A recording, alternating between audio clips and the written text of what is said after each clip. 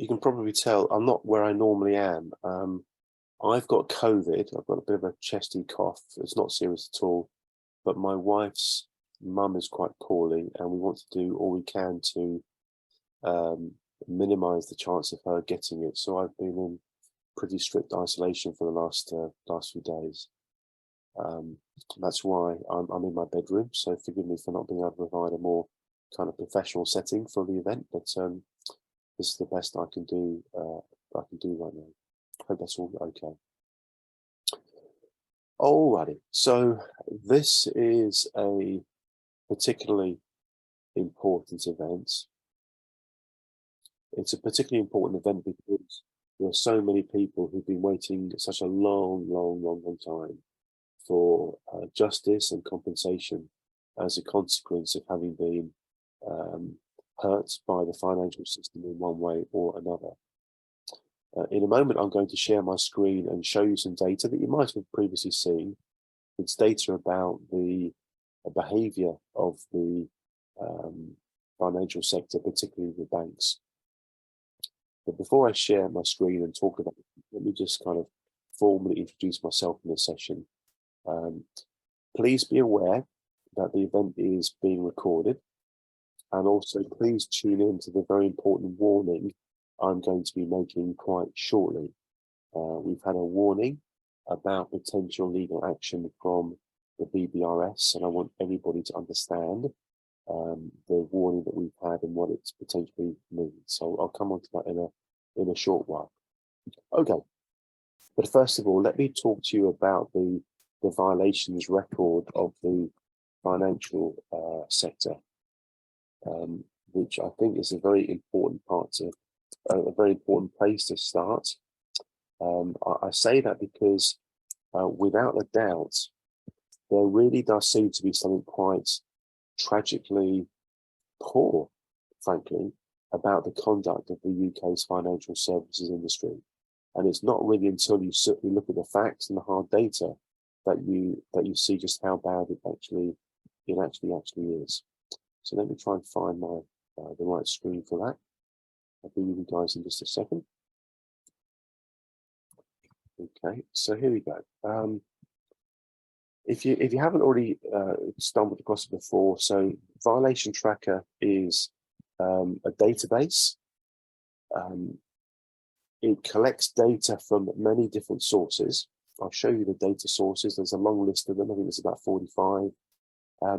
Most significant from our point of view is that it collects data from the Financial Conduct Authority. You can see here since 2013, and from the Financial Services Authority just before it. And one of the things you can do with Violation Tracker is you can search, and one of the searches you can do is to go to the other summaries. I'll include a link to this in the chat in case you want to have a look later yourselves.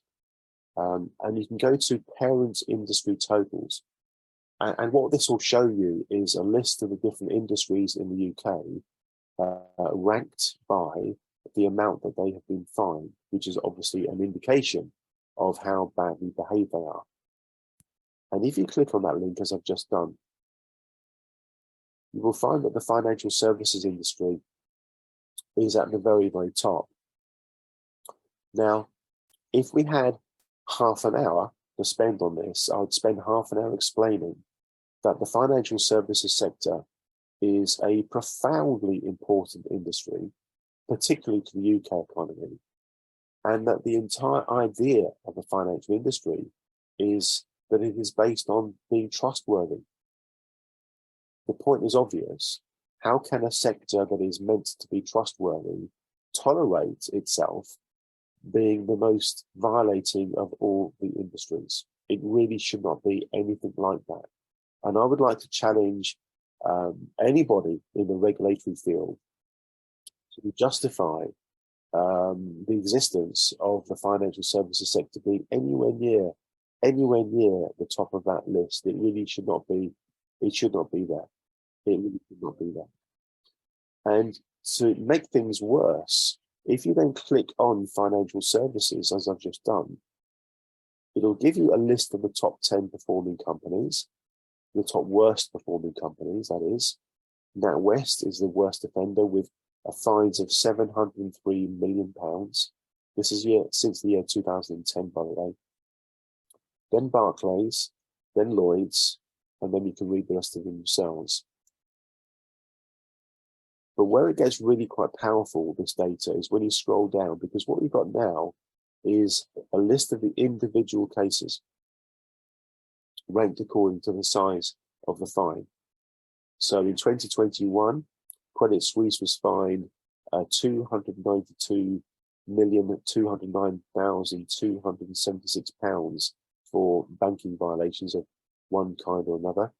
If you want the detail behind that particular offence, you can get to it. You just click on the monetary amount and it will drive in. But the real point here, ladies and gentlemen, is that when you scroll down this list, you start to see a pattern. You start to see that the same organisations, typically banks, are being caught doing the same sorts of things over and over again. And there's a word for that. The word for that is recidivism, the pattern of repeat offending. This is the problem. It would appear as though the regulatory intervention of fining the innocent shareholders of these companies is not apparently having any real effect on the behaviour of the organisations. Now, I remember Mark Carney, former governor of the Bank of England, making a very serious point when he explained that the single biggest regulatory advance since the global financial crisis was the idea that there needed to be greater individual accountability. What they basically said was the global financial crisis is far less likely to have happened if there'd been greater individual accountability.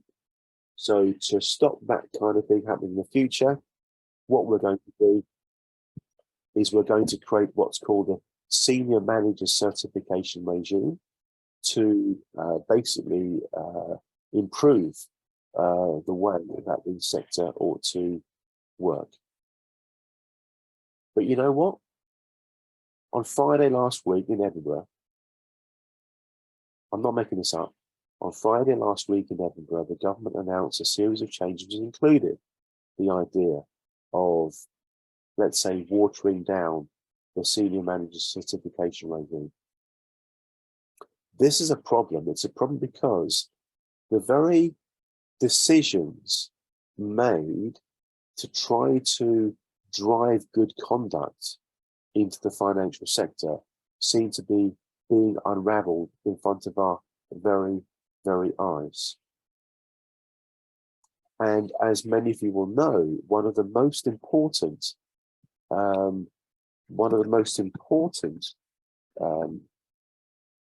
objectives of the Business Banking Resolution Service is that it would be an opportunity for all stakeholders to draw a line in the sand, put right all the wrongs, and move forward. Get closure and move forward. Learn from the mistakes. I think it was literally written about in Philip Hammond's letter. Learn from the mistakes, rebuild trust and confidence between business and the banks. How can we realistically learn from mistakes if the decisions we make to prevent those same mistakes happening again are just being repeated? It doesn't make sense. It really doesn't make sense. We're going to be returning to some of these themes in a short while. I really do believe there is a massive cultural problem in the banking sector.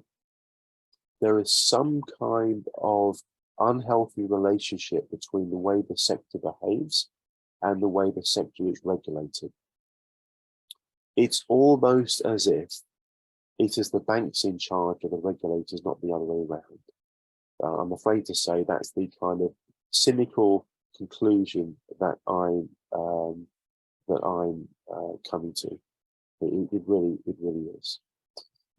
I'm going to share with you a bit of information by way of showing some slides, so bear with me while I try to do that. Everything's a little bit hodgepodge tonight, so please bear with. Stop sharing. I'll share again.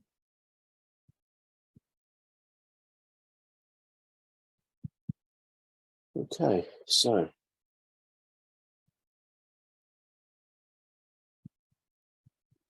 slides. Open current slide. So here's our event. Why the business banking resolution service is not fit for purpose and what must now be done about it. A couple of very important things, first of all, folks.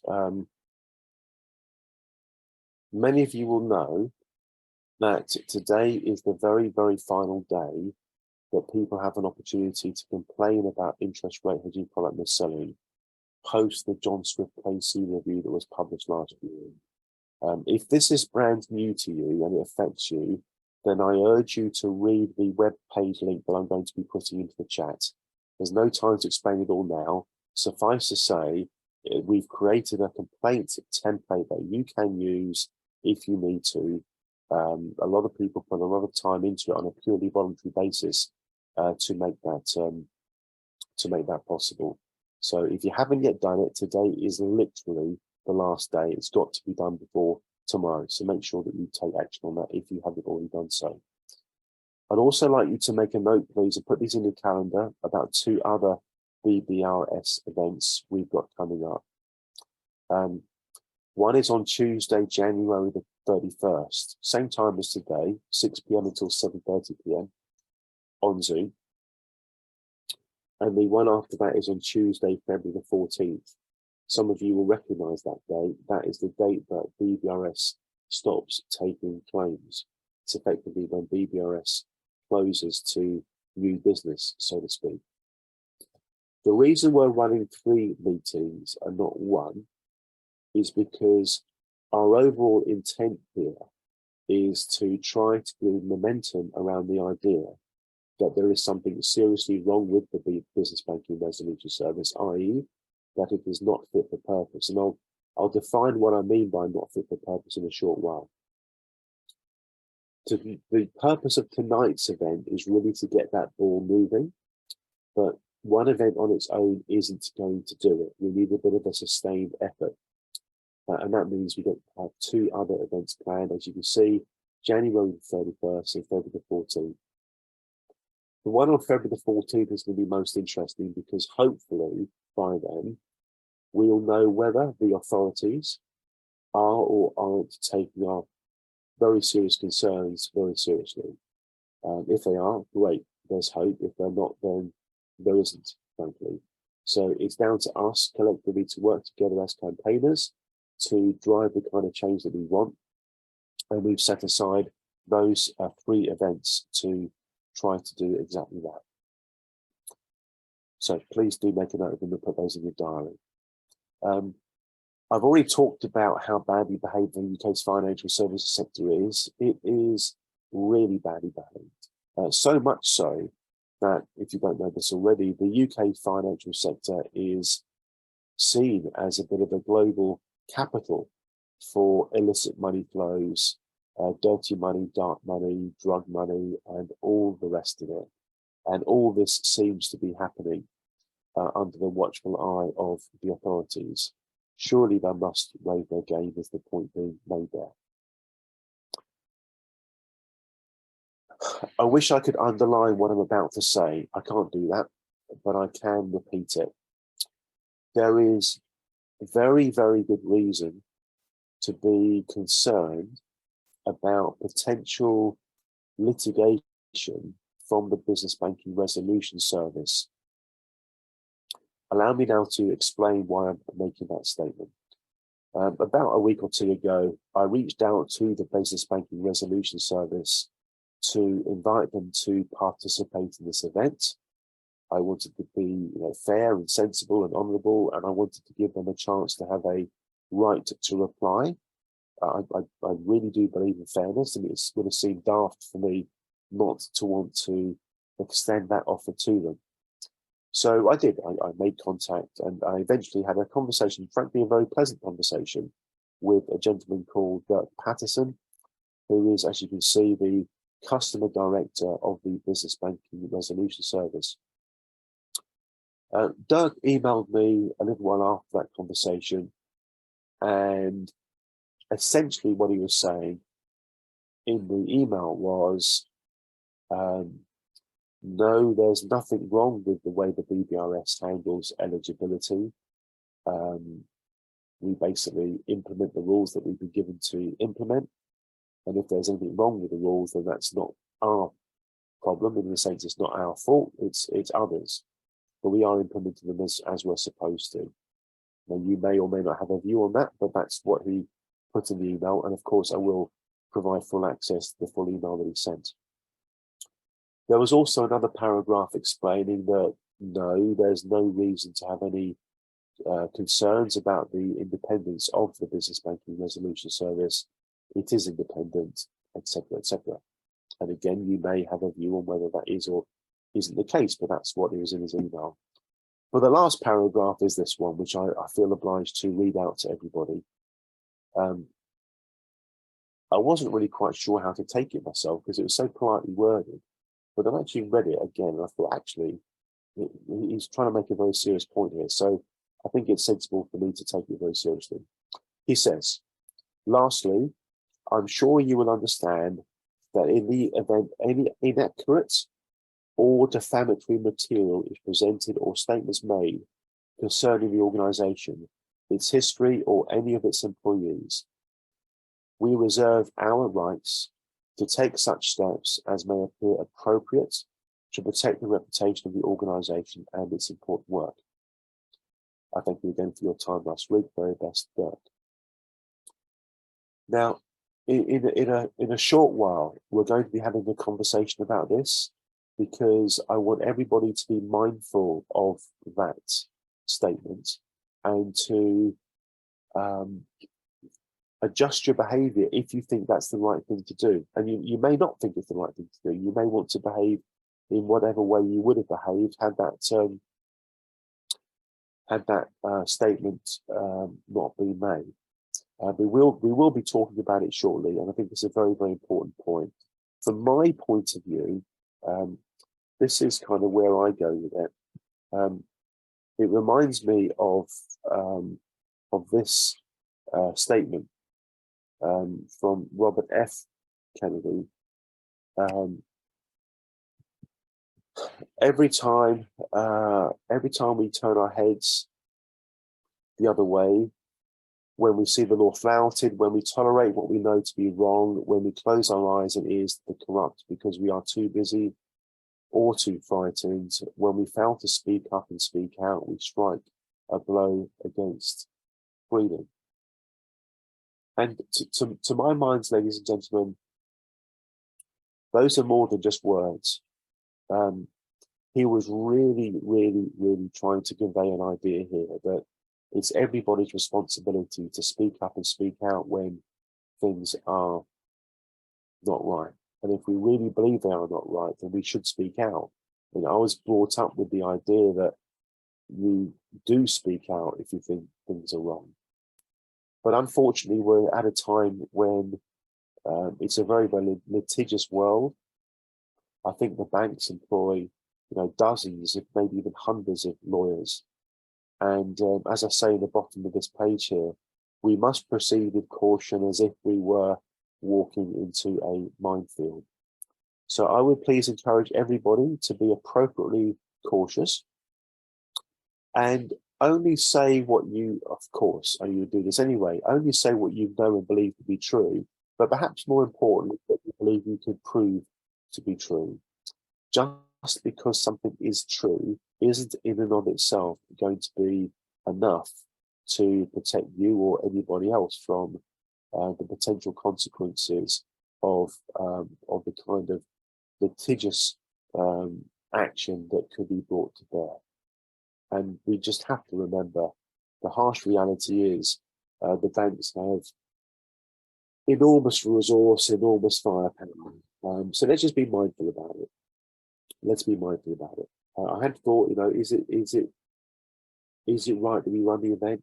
Maybe we should just kind of like give up and go home, but no, it's not. We should do what we can do, but let's do it cautiously and intelligently.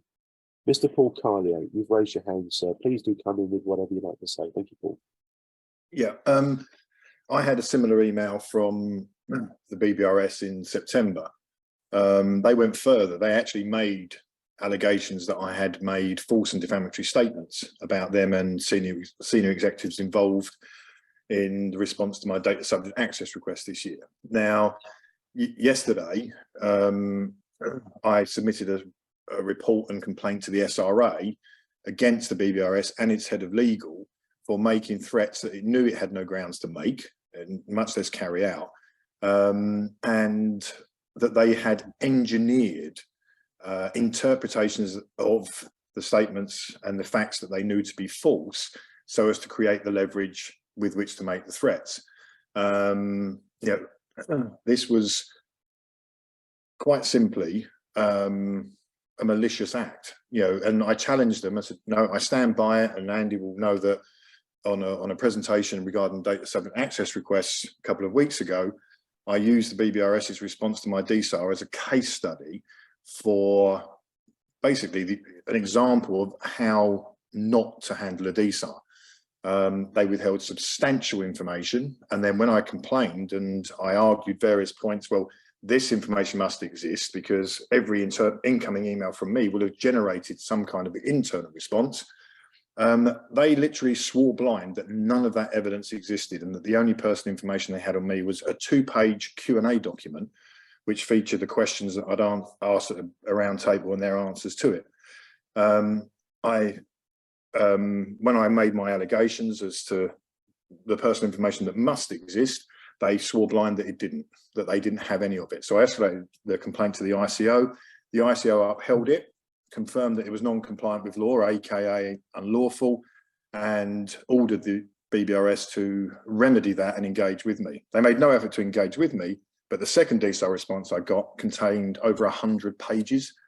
And in there was substantial evidence that they had withheld previously, including evidence that I had claimed had to exist, and that they swore blind did not exist. So the second DSAR response proved that their first DSAR response was unlawful, as alleged, and it also proved that they had made what they knew to be false representations in response to my complaints. And that prompted threats of action against me by the BBRS and senior executives on behalf of Mark Grimshaw, the CEO, when I challenged, okay, do it.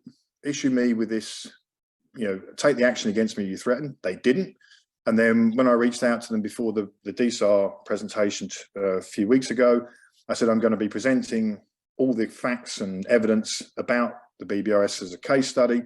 And they threatened me again. And this time the head of legal threatened me. And in his haste to threaten me, he sent me an email exchange between him and the ICO and inadvertently confirmed that they had literally created an interpretation they knew to be false, and an ICO comment about the second DSAR response and sought to apply that to the first DSAR response.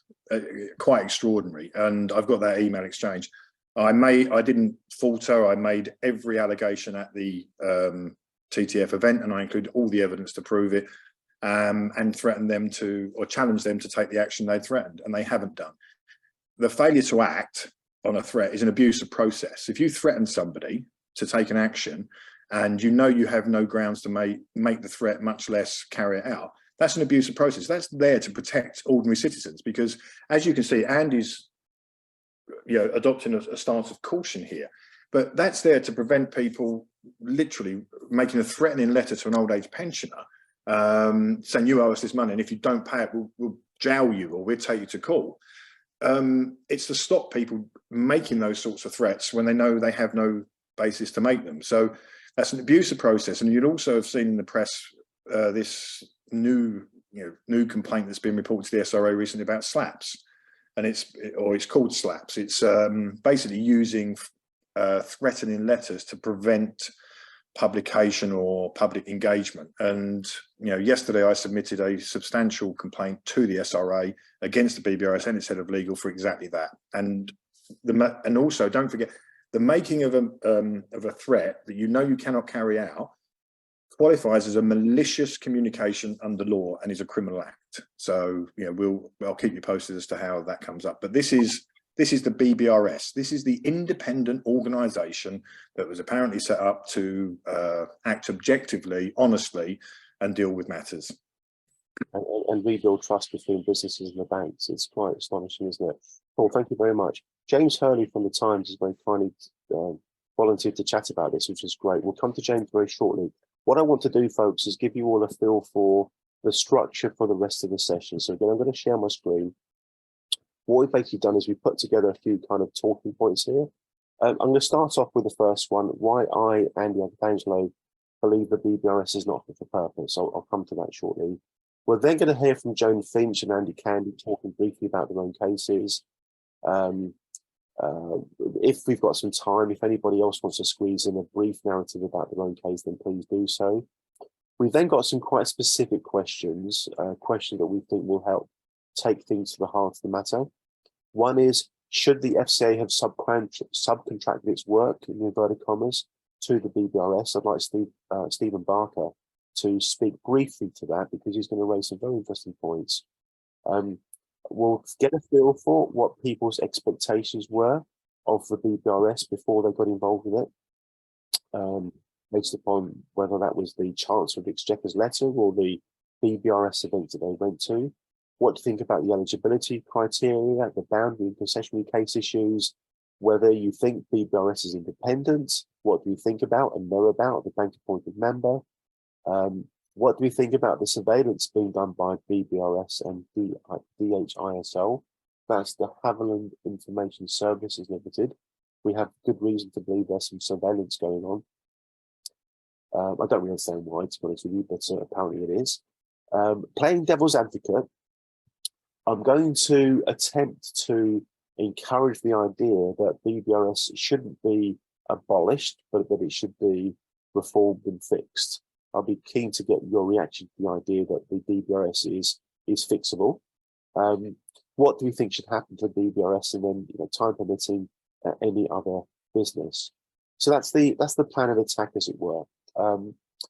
We're due to finish at 7:30. Sometimes these events go well past the expected ending time. This one might be one of those. If you need to leave at 7:30, of course, please do so.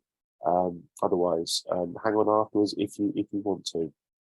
By the way, I'm very, very pleased that Lord Sharkey has taken time out of an incredibly busy schedule to be with us this evening. I'm very pleased that Lord Sharkey, and in fact other parliamentarians, have an interest in understanding what's been going on around the BBRS. So, Lord Sharkey, thank you very much indeed from all of us for being here. But let's now go to James Hurley, a very, very well-respected journalist of great standing. Mr. James Hurley, what would you like to tell us? Thank you. Thanks very much, Andy. Can you hear me okay? Perfect. Excellent. Thanks very much. Using some slightly strange headphones rather, so I was concerned you wouldn't be able to hear me. Very interesting introduction. Thanks for that. And to Paul's point around the slap letters that rather expensive law firms send to journalists and other people to stop them criticizing them, or indeed because they've got genuine concerns about being defamed. It could be either, of course. I will get on to that because I wanted to say something about that.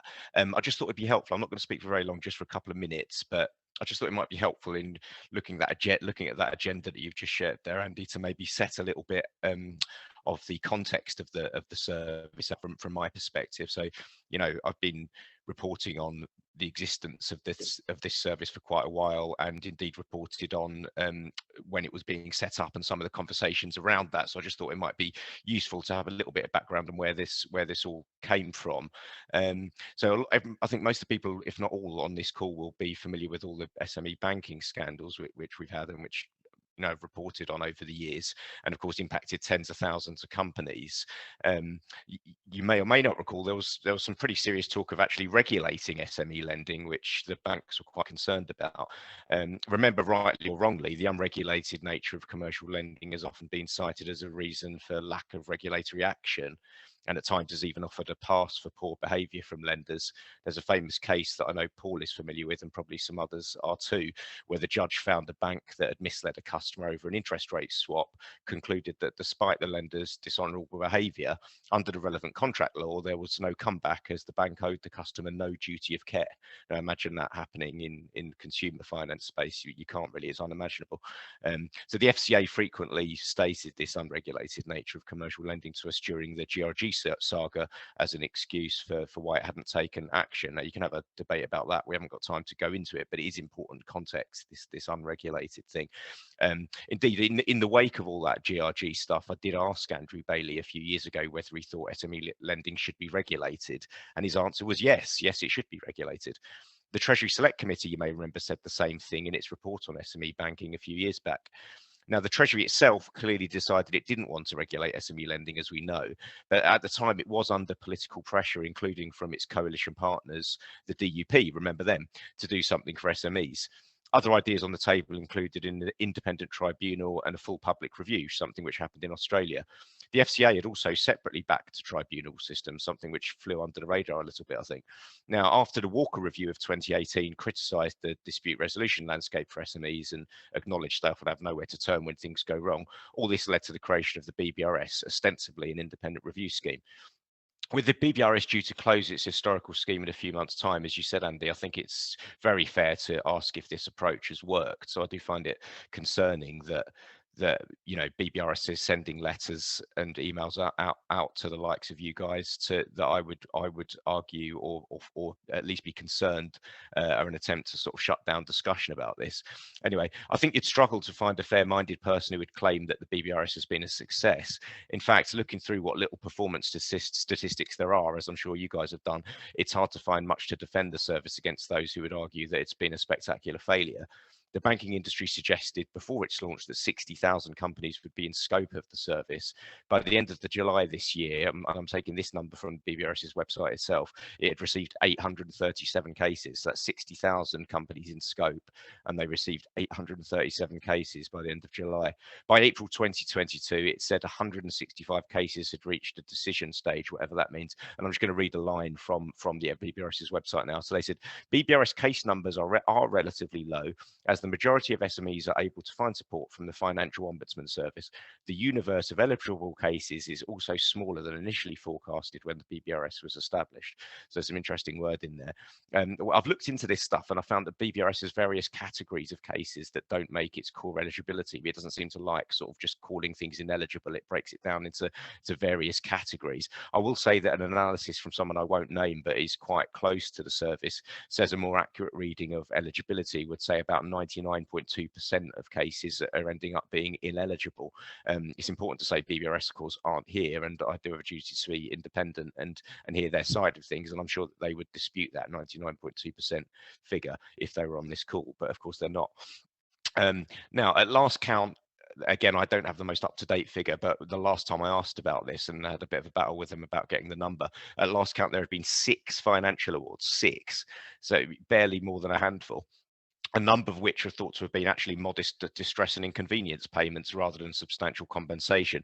So we're actually in the dark about how many companies have actually had a proper payout from the scheme. I've been told 2 by a pretty well-placed source, but I don't know if that number's accurate. And I think it's fair to say, bring that number up because the BBRS won't tell us.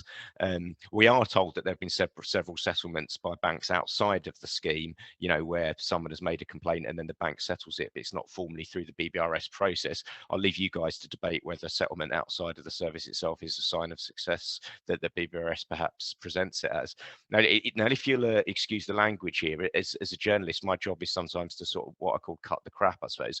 And you can just sort of step back from all this, and if you're talking to someone in the pub or coffee shop or whatever your poison is, and said, well, what is this thing? It's a banking compensation scheme. How many people have been compensated? Oh, we're not sure, somewhere between 2 and 6.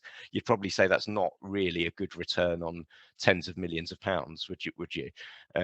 Now, the handful of payments that there have been are no doubt considerably less than the administration costs of the scheme. And it's a bit strange that we've got a situation where hundreds of people who asked the service to consider the complaint, which in itself was a surprisingly low number, have found themselves to be ineligible. And to your point, Andy, I'm getting to the end here, so I'll hand back to you. But to your point around the warning email that you received, and then to the stuff Paul was saying about the correspondence he'd had with the service, and also saw Clive's message in the chat that he'd been warned as well. I will just say I think it's a shame that the organisation is so defensive when we have wanted to report on the alleged lack of independence of the scheme in relation to the bank appointed member issue that some of you will be familiar with. This is this thing that it looks like the banking industry has got a company that holds an effective veto over scheme rules. The Times received several legal letters from a firm called Shillings. If you're not familiar with Shillings, look them up. They're a very expensive firm of lawyers who specialise in those slap letters that Paul was talking about earlier on. And I'm not going to get into a debate about slaps, but I just do think it's pretty odd that BBRS is spending so much money sending me letters from Shillings trying to stop us writing about the bank appointed member issue, especially as far as I was concerned. I was doing that in the responsible way that I would always try and approach these articles, and I would always try and be balanced in my reporting. And being balanced in my reporting doesn't mean he said this, she said that. It means trying to get to the truth of things, but always giving someone a right of reply. Anyway, look up slaps and look up Shillings, and you'll see the kind of thing that they get involved in. And I can assure you that they don't come cheap. I'd also like to ask BBRS if they've spent more money on trying to stop articles in the Times about the bank appointed member issue than they've paid out to users of the scheme. So coming to the end, I'll leave it to you guys to discuss whether the BBRS needs to be reformed to make it effective or scrapped for something else. I do think that the scheme itself should be more transparent and communicative, and point out that the government should reconsider these issues of regulation or a tribunal, as discussed earlier, if the BBRS continues to fail to deliver. So in summary, strange that their stance is so defensive. You'd think that even if you accept the BBRS argument, as you were saying earlier, Andy, that it's not their fault and they're just implementing the rules that are set for them, perhaps fair enough, who knows, that's a matter of debate, but you would like to think that perhaps they would be concerned at the level of the scheme's performance, given how important this service is supposed to be, and the context of how we got here. Thanks very much for listening, everyone, and back to you, Andy. James, thank you very much. Not just for taking time to be with us tonight, for sharing your thoughts, but I think there are many people in this session tonight, James, who quite honestly are given hope when you and people like you bravely report on the sorts of things that you do report on. We've been doing some work over the last couple of weeks, James, about putting together, if you like, a dossier of stuff, and one of the parts of that is media coverage. And you, sir, have done an absolutely outstanding job in consistently writing in a challenging and intelligent way about the issues that we're reporting on. And I'm sure everybody here would be happy to join me in thanking you and recognising that. Can we just share our appreciation for James Hurley, for being James Hurley, guys? Thank you. Thank you, Andy. I really appreciate it. That's very kind, and thank you, everyone. Much appreciated. You're most welcome, sir. Thank you. We're going to hear from Joan Finch now. Jane's prepared a statement that she wants to read out, and I'm really glad that she does want to read this out. So, Joan, please take this off of you and tell us what you'd like to say. Thank you, Joan. Good evening, everyone. I will give you some background on my particular case. I represent my family and 3 other families who all invested in a highly successful 150-bedroom hotel in Greater Manchester. In early 2008, 2 senior Lloyds Bank staff sold a fixed-rate loan of £11.6 million to the business without disclosing that the loan contained an embedded swap.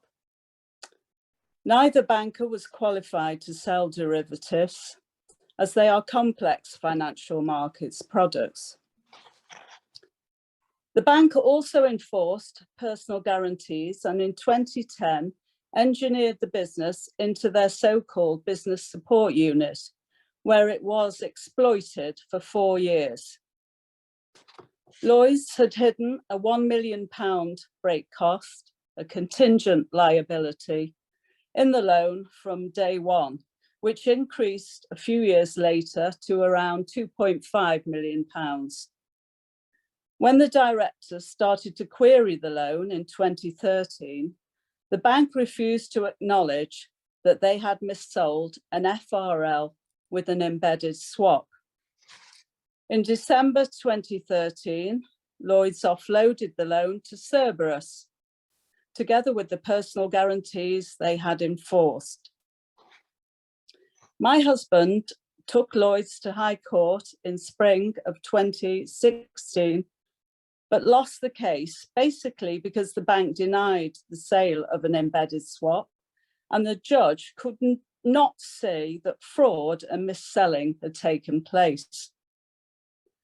On the 27th of October 2019, I was present at the SME Alliance meeting in London when Lewis Shan-Smith addressed the members, at last giving hope to SME victims of systemic wrongdoings. Mr. Shan-Smith had emphasised that the BBRS would be a people organisation rather than a process organisation, and said that he was keen for people to register their interest and tell their stories. He also advised those present that day to get their cases registered as soon as the system commenced on the 1st of November 2019. Mr. Shan-Smith told the SMEs that the BBRS would be entirely independent, fair and transparent. However, I knew that because we had been to court, we would be a boundary or concessionary case. But with the evidence held, I felt confident that our case would be viewed fairly and sympathetically. On the 28th of October 2019, Andrew Bailey, as Chief Executive of the FCA, wrote to our MP, Harriet Baldwin, about our case and said, "Most lending to SMEs is outside the FCA's perimeter, and its regulation is primarily a matter for government. However, we support the work of others to close the redress gap for SME customers, and we have been closely monitoring the progress of the Business Banking Resolution Service, in brackets BBRS. In early October 2021, our case was in fact deemed ineligible due to the value of the company's assets as at 2013 and the turnover of just over £5 million, plus the legal action, of course. The BBRS assessor ignored the bundle of evidence I had submitted, including some new evidence. The one thing I am grateful to the BBRS for is that when I spent the summer of 2021 diligently researching the bank's documents and compiling the evidence for submission, I found new, undeniable evidence. This is what I found and now quote to you. The fixed rate element is embedded in the loan, i.e., there is no separate swap instrument.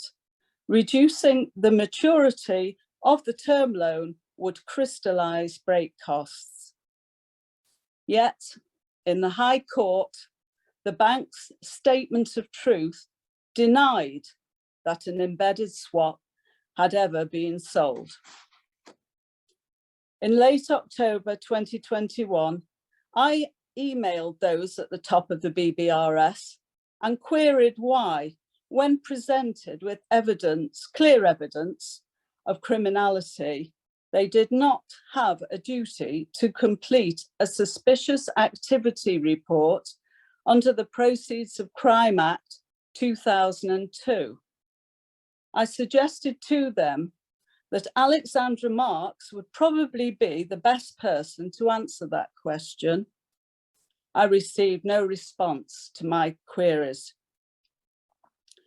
My husband and I feel that the BBRS has been like a very sick joke, adding insult to injury for SMEs who have already suffered considerable financial loss and emotional stress.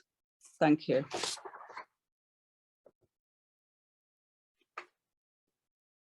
Joan, thank you very much indeed for stepping forward and sharing those thoughts.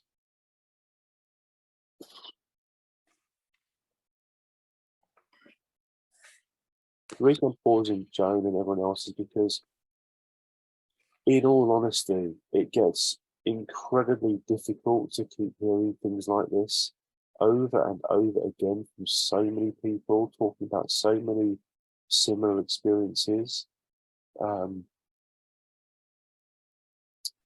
Mr. Candy, could you please step up and take your mic, take your mute off, and share what you'd like to talk to everybody about? Joan, thank you very much. Thank you.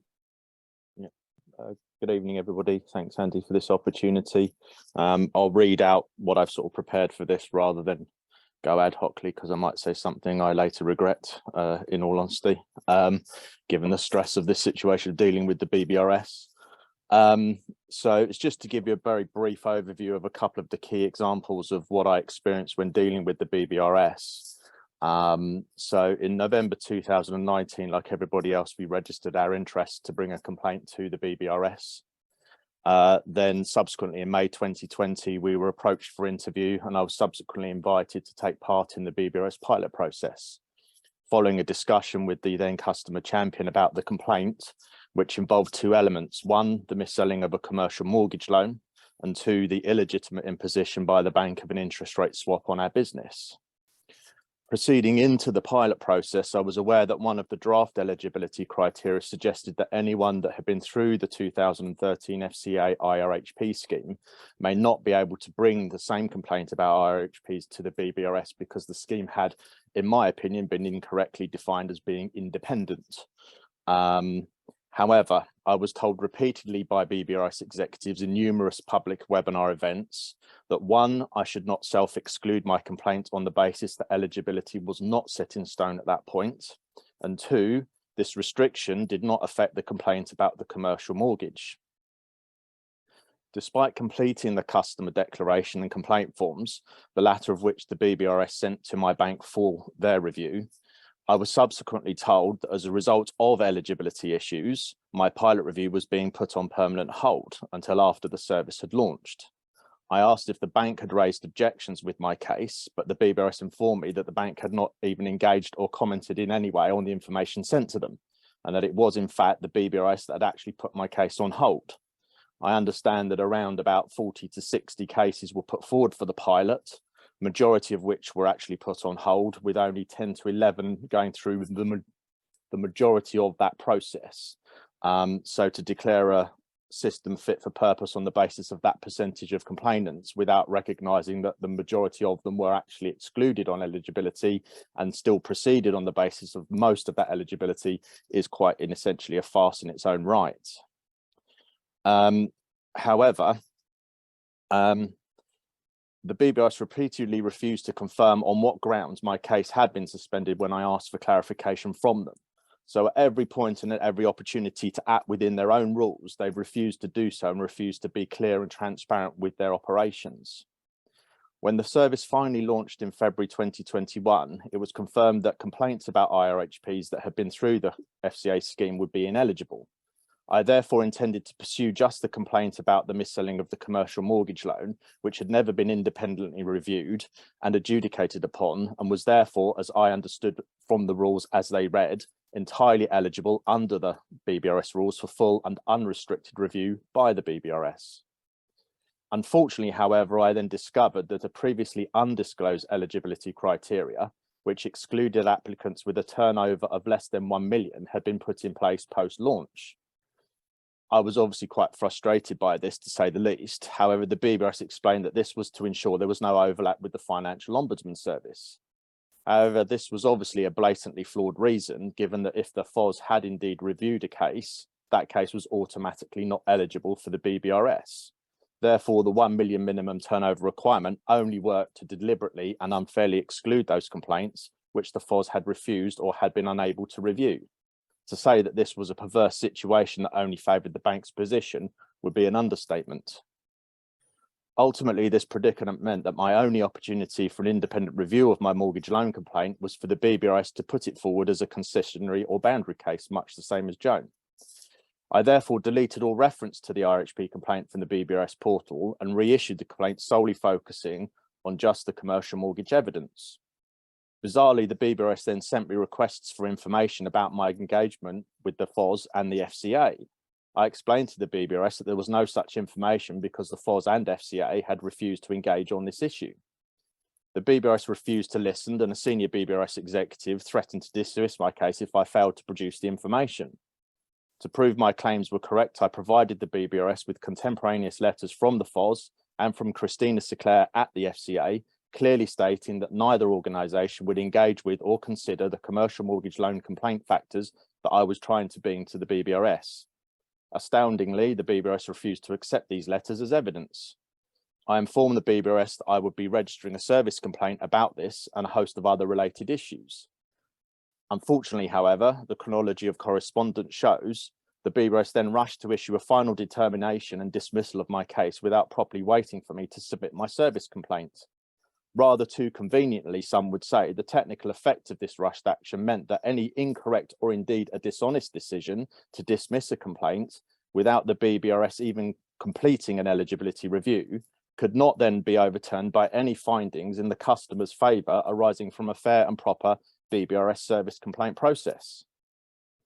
It is my personal opinion, however, based on my appalling experience to date, that fair and reasonable do not seem to be concepts understood by anyone at the BBRS, including the senior executives. The BBRS claim they are only implementing the policy and rules given to them. However, in my case, there is little evidence of them applying those historically contentious rules fairly or reasonably.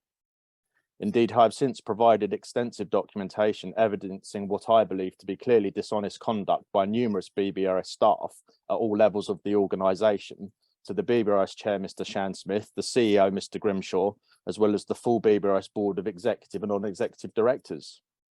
They have all refused to engage with me or properly investigate my serious and evidence complaints and allegations. As such, I believe they have willfully failed to observe their statutory duties as directors under the Companies Act. Hardly surprising when you consider the issue that we'll be debating, obviously, in this event about the ban. To say that my personal experience of the conduct of the BBRS throughout has been obstructive, blatantly dishonest and perverse would be an understatement and is backed up by documentary evidence. Clearly something needs to be done to address yet another injustice being perpetrated on historic victims of gross misconduct by banks. There endeth the sermon. Andy, thank you very, very much indeed. Thank you.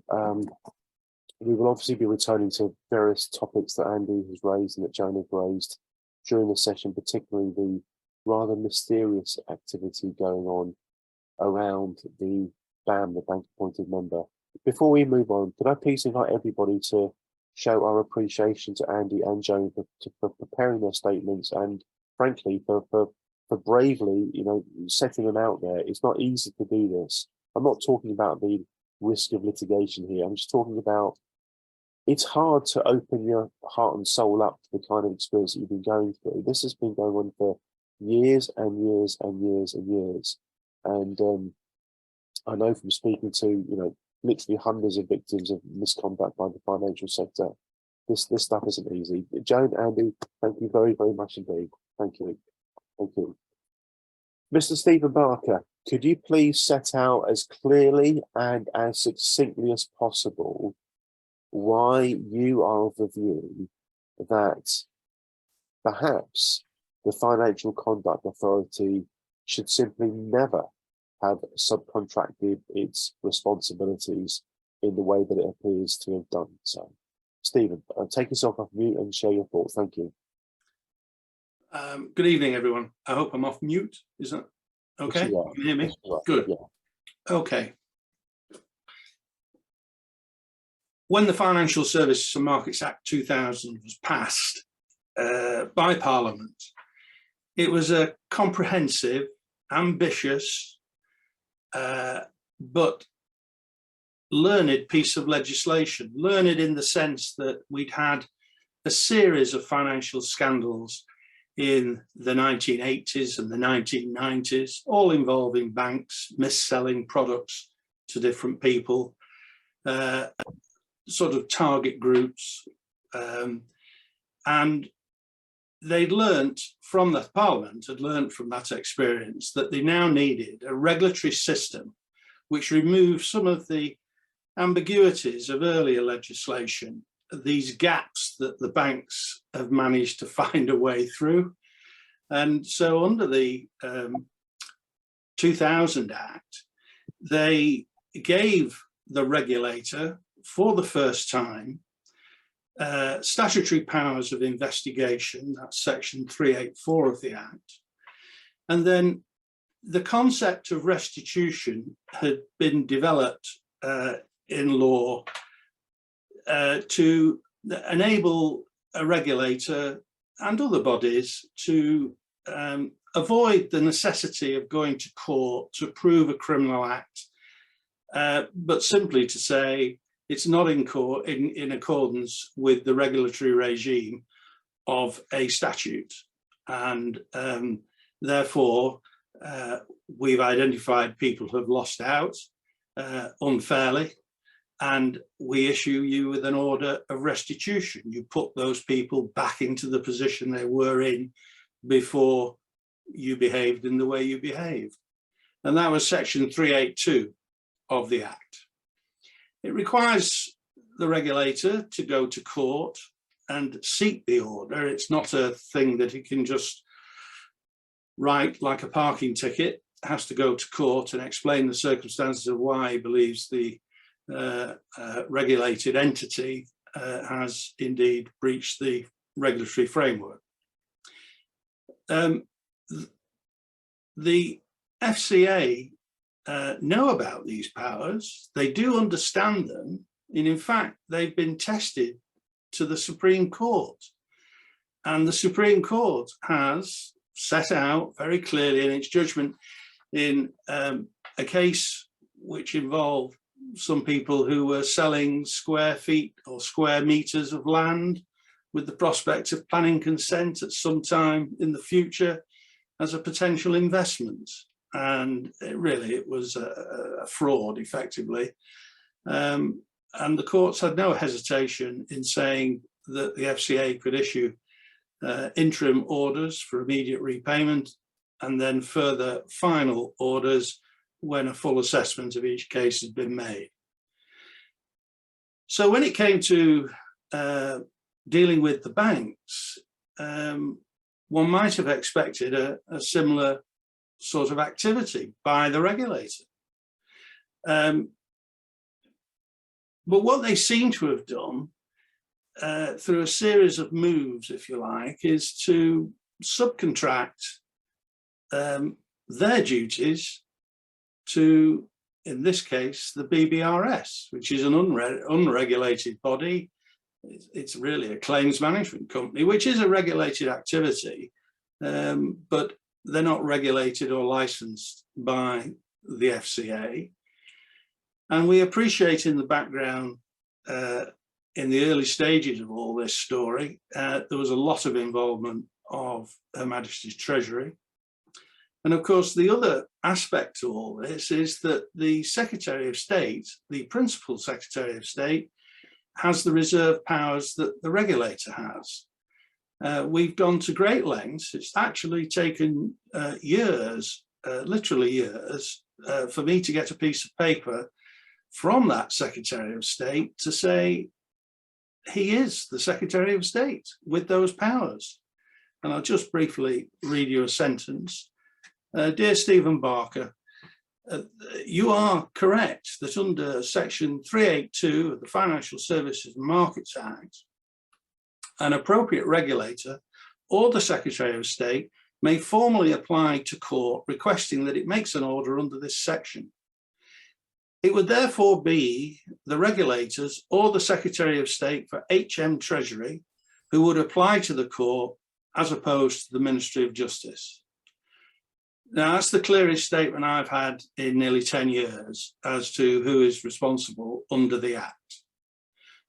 Therefore, if there is a statute in place, and if powers are issued to other parts of the executive, the government, or their agencies, then we have a reasonable expectation, all of us have a reasonable expectation, that those people will carry out their public duty.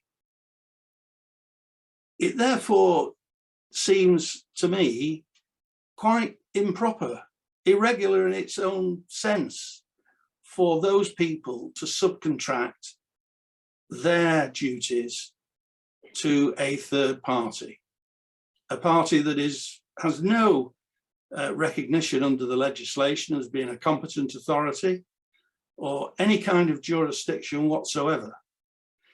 Now, you could say, well, if arbitration, if there's an alternative method of resolution, what's wrong with that? What's wrong with mediation? Well, absolutely nothing, except that is a context which is not envisaged under the legislation. The primary legislation envisages the regulator, which is called the Financial Conduct Authority, but the regulator and the Secretary of State to exercise the powers given to them by Parliament. So for that reason, I think both the Treasury, if they've been involved, and the FCA are quite wrong to have subcontracted their duties to the BBRS. Steve, thank you very, very much indeed. That was as clear as it could possibly have been. I find that line of thinking remarkably thought-provoking. It puts a great big question mark over the way this whole thing has been handled from the very, very beginning. And it makes you wonder why it's been done the way that it has. Mr. Stephen Barker, thank you very, very much indeed, sir. Thank you. We're going to go straight from Stephen to Steve. Steve's going to nip off quite shortly. Steve Middleton, like Stephen Barker and Andy and Joan and many others, he's amassed a huge amount of subject matter expertise. Steve Middleton, please do talk to us about what you think the realistic hopes and expectations were of potential BBRS users based upon the Philip Hammond letter, the BBRS meetings, the comms that was going around at the time, so on and so forth. Just spend a few minutes talking about that, please. Thank you. I was hugely sceptical of the BBRS while it was being set up, as many of you know, because of the involvement of UK Finance and the individuals that were getting involved. And to my view, the minute UK Finance is controlling anything, the banks have control of it. They're simply the bank's lobbying group. But obviously, at the same time, I said to everyone else that I would try this service myself, because, as I put into the chat, I had a case that the FOS was eligible for the FOS, but the FOS used a very little known exclusion where they could say if they deem your case better to be dealt with in the court rather than the FOS service, they can refuse to deal with it. So they actually spent over a year sitting on my case and came to that conclusion that they wouldn't deal with it. And therefore I literally had no protection. And therefore I thought, right, at least I'll give this, the BBRS a try and see how it works. And I said the same to anybody I was dealing with at the time. Look, it's a free service. Before you start paying advisors or lawyers or everyone else, always use a free service and see where you can get with it. But the reality was, what I think a lot of people lose sight of is the BBRS wasn't just to solve redress, it was to give confidence back that businesses could trust the banks again. Because you had a whole generation, including a lot of people on these call now, a whole generation of us who will not borrow from the banks, who do not trust the banks. If you've got £1 million project and you need to borrow £200,000, you would be reluctant to do it, having seen what we've seen and what people have lost. So it was a double-edged sword. It wasn't just supposed to deal with redress. It was supposed to get the banks lending again and get confidence back in the banks for the SMEs. And that's what clearly was set out by Hammond, and everyone, they said, look, if if it's to work, it has to deal with a meaningful number of cases. Now, the other thing I was really hoping to see, and Walker was very key on this in his report, that the FOS have very little experience and expertise. And there's very few people in their financial services experience and expertise, very few with real legal experience and expertise. And to cover the more complex issues, it's almost impossible to find anyone. And so I was hoping that you would get some real independent people who are genuinely looking to listen to both sides and apply real intellect in terms of what they come up with. And unfortunately, the one case that I was involved in that went through the BBRS, it was exactly the opposite. They ignored all of the evidence we put forward, ignored all of the facts we put forward, believed everything the bank said when they had no evidence to back up what they had. And you know, literally their words were, we have no reason to disbelieve the bank when they've said this. We have no reason to disbelieve the bank when they've said that. And as I say, when we got further into this, we raised the complaints. Look, we've made some really key regulatory arguments here, and you've not addressed them. And you know, why are you ignoring the FCA rules? And the literal response we got was, we don't need to comply with the FCA's rules. We have our own rules. So I hoped and desperately wanted there to be some kind of independent process that gave people a fair chance for redress. And unfortunately, we've got absolutely the opposite. We've got a worst case scenario of FOS, where these people believe they're more independent, can do whatever they want. And guess what? The bulk of them also come from FOS. And the two people who dealt with that case, one was an adjudicator from FOS and one was an ombudsman from FOS. So whatever I did hope of it, it is the worst case scenario of anything I could ever have imagined. Steve, thank you very, very much indeed. That's got this topic off to a great start.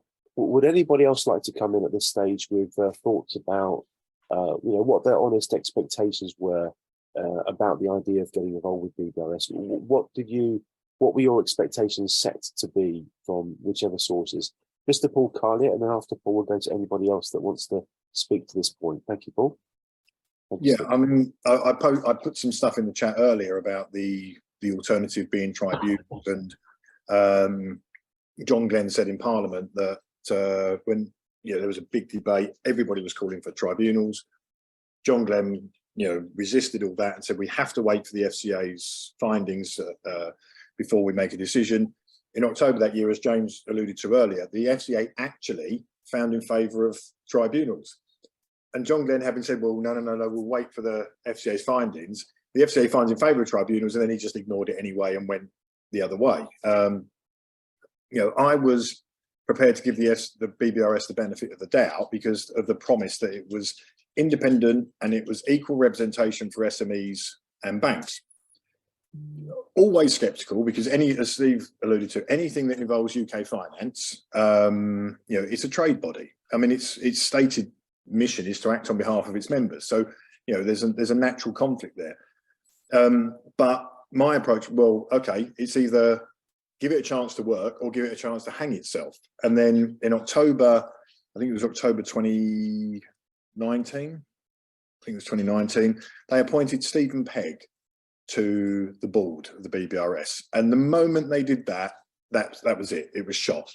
Stephen Pegg, if nobody is aware of who he is, former director of Lloyds Bank, and he was a director of SME markets at Lloyds. And he was there a director of that division when I was there at Lloyds. And now SME markets is the most dishonest, like outrageous business unit I've come across in 28 years in banking. And that's saying quite something. And it was the department that sold all of these toxic products and other stuff. Any structured product that came out of the bank, was created and conceived by that bloody unit. So he was a director of the unit that had the most to lose, that sold this stuff. How the hell is he not convicted? During that same period, if you look at his LinkedIn profile, and again, for the benefit of the BBRS people watching, this is facts and it's all there on his LinkedIn profile, he was a director of communications as well. So for a number of years, and that number of years coincided with the period where Lloyds was misleading people over BSU and HBOS Reading. That's documented fact. But he's also a stalwart and veteran of the old BBA. So, and then latterly, obviously, UK finance. And we all know what the BBA got up to in respect to LIBOR. If you had literally given somebody the task of pick the most conflicted person you can think of to appoint to the board, it would be hard pushed to find anybody more conflicted than Stephen Pegg. And just as a closing note, the CSFI, a city organisation, ran an event in 2017, I think it was, and there was a panel invited, and the discussion was, what is the future of dispute resolution for SMEs? And there was a representative of UK Finance there, a couple of a representative of the FOS, and there was Richard Samuel, barrister. Now, look him up and look at his work over the years and his papers on dispute resolution. Now, I was there in attendance, but also Stephen Pegg was there, and he witnessed Richard Samuel absolutely destroy the UK finance arguments and the FOS arguments in favour of anything but tribunals. His case for tribunals was incredibly compelling. Pegg was there, he witnessed that, and later on, within a year, we've got the BBRS being born, and then, you know, a year later, Pegg gets appointed to the board. Now, I do not necessarily believe that it was not always an intention to get Pegg on the board, but to do so at inception would have basically undermined it from the get-go. So that's my 2 pence. Paul, thank you very much indeed. Thank you so much. Okay, it's very clear what the key points are coming through the session tonight. I just read it. I'll just read out Malcolm's comment in the chat. I expected a fair and transparent consideration of my complaints, including studying the evidence submitted. The common theme here appears to be the BBRS ignoring complainants' evidence and simply believing what the banks say. I know from dozens of conversations I've had with people about this, that's the theme that comes up time and time again. Malcolm, great to have you with us tonight, and thank you for sharing your thoughts. We're going to move on to the next topic. What do we think about the eligibility criteria issue? Clearly, the general sentiment is that it's very difficult to have a case that gets properly considered by the BBRS. Would anybody like to add to that comment, preferably somebody that hasn't yet had a chance to say anything? For example, Mr. Clive May, perhaps you'd like to come in here and talk to us about what you think about the BBRS's eligibility criteria, or anybody else. Evening, Andy. Hi, Clive.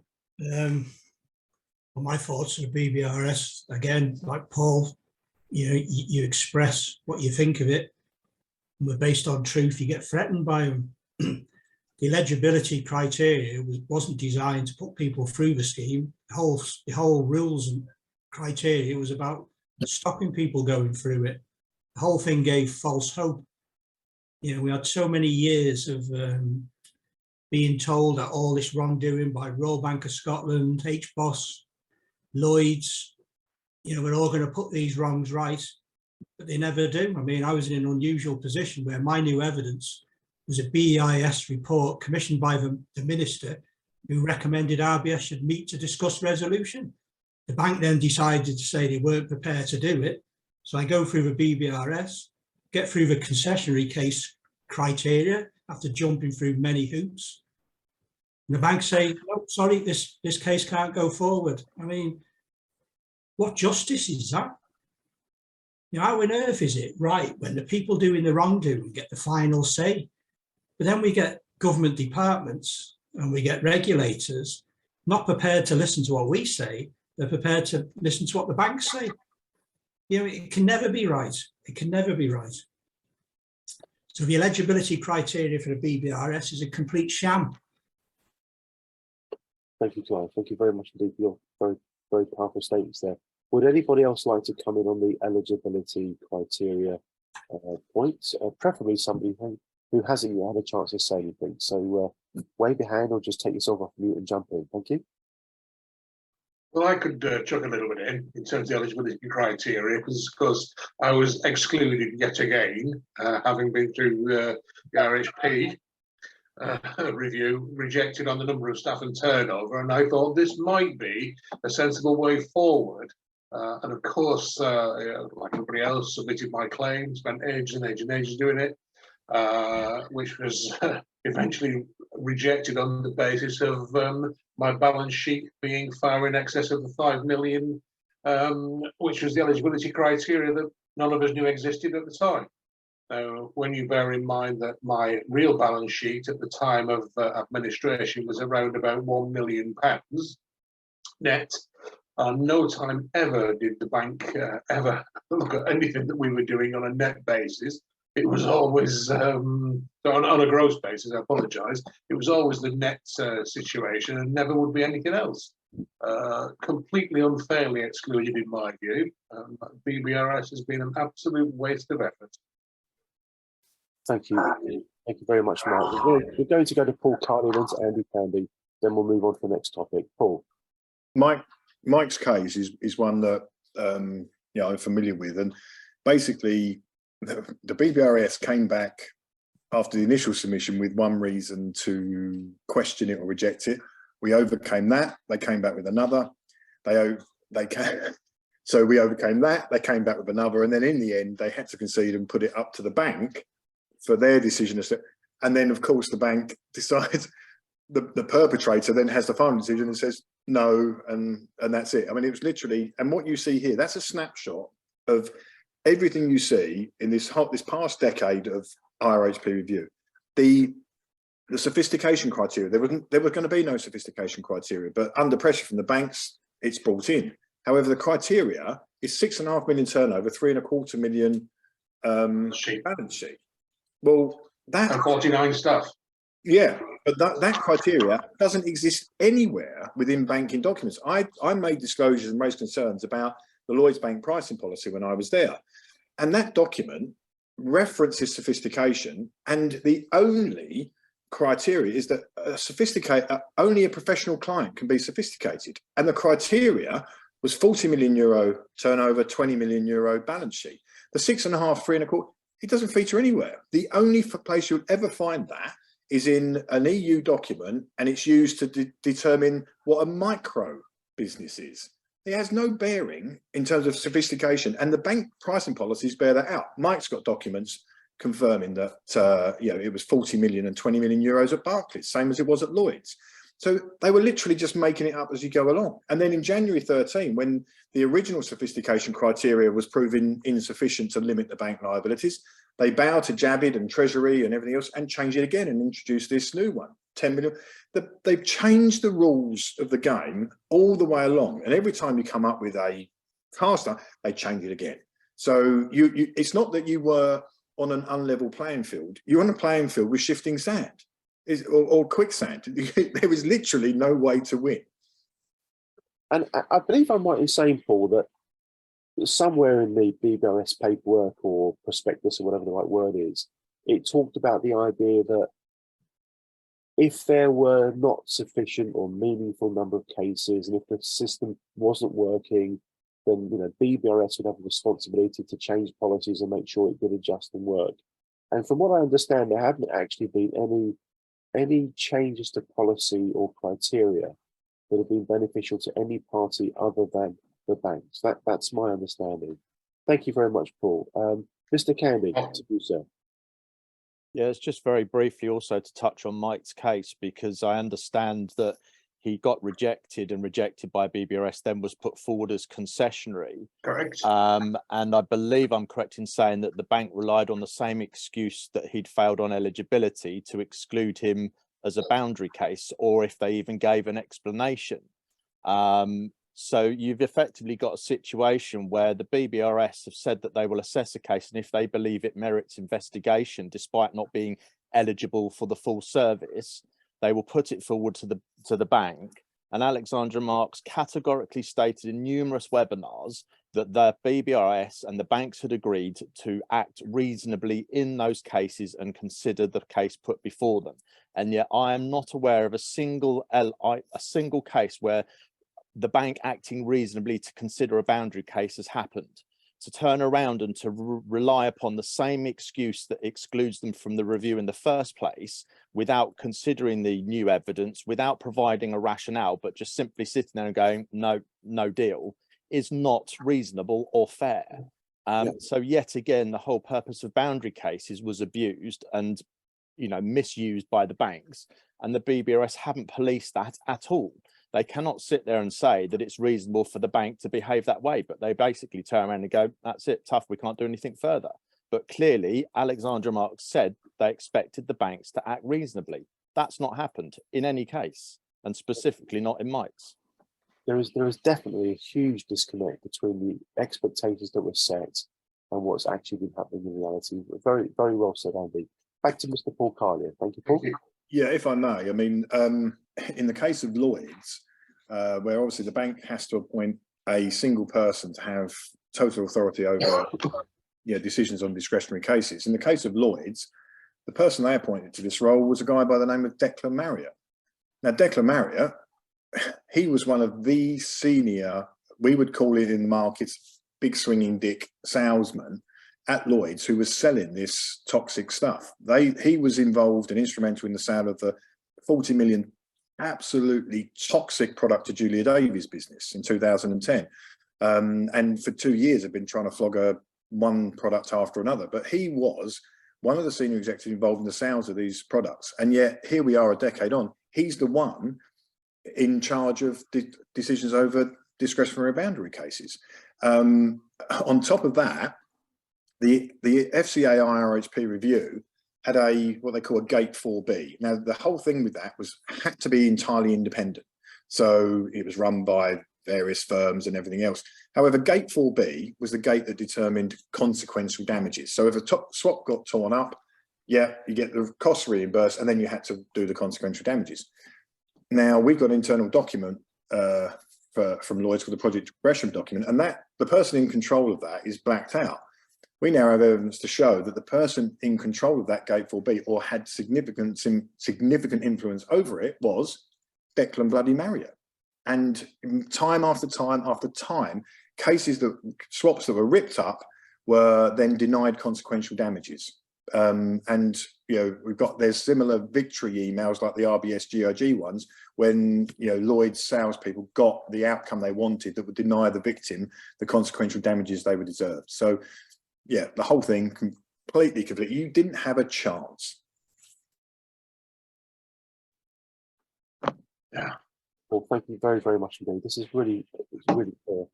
Can I just say I agree with the last speaker. Declan Marriott was exactly the name of the person who rejected my case to be considered by Lloyds Bank. That was after the BBRS had agreed that it should be considered as a concessionary case. So, as I've said in my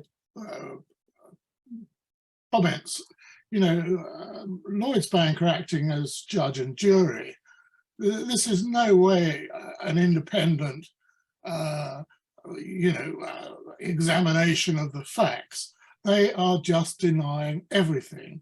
Now, when the BBRS was first started, it was all sounded very plausible, very good, very fair, and all the rest of it.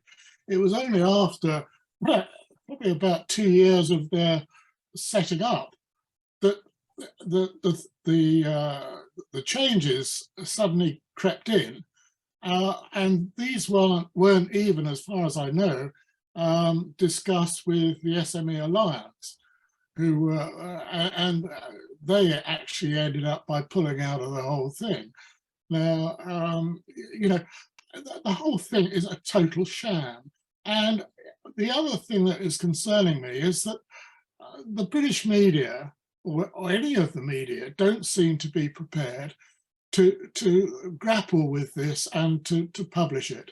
It's beyond, well, it's beyond my experience of being, a photojournalist for 40 years. I've really seriously never come across anything so abhorrent as this. And, I just don't know where we go, because basically you've got a situation where the whole of the establishment, whether it's the Bank of England, the politicians, the police, all the rest of it, they all know what's going on, and they seem to be barred or unable to react or to see the truth in the situation. I'm just totally appalled, and that's all I can say. Well, thank you for saying what you have said. I'm sure there are many people who will strongly relate to the sentiments that you've just shared. Thank you. Does anybody else have anything to say on concessionary cases, boundary cases, before we move on to the very interesting topic of independence? Okay, let's move on to independence. So the question is, well, what do you think about the idea that the BBRS is independent? Let's not go to the topic of the bank appointed member yet. We're going to cover that specifically and separately, but just the general idea that the BBRS is independent. If I was to try to persuade you all that yes, the BBRS is independent, what would your response be to that? Who'd like to speak? Just Leslie. keep it clean. Keep it clean.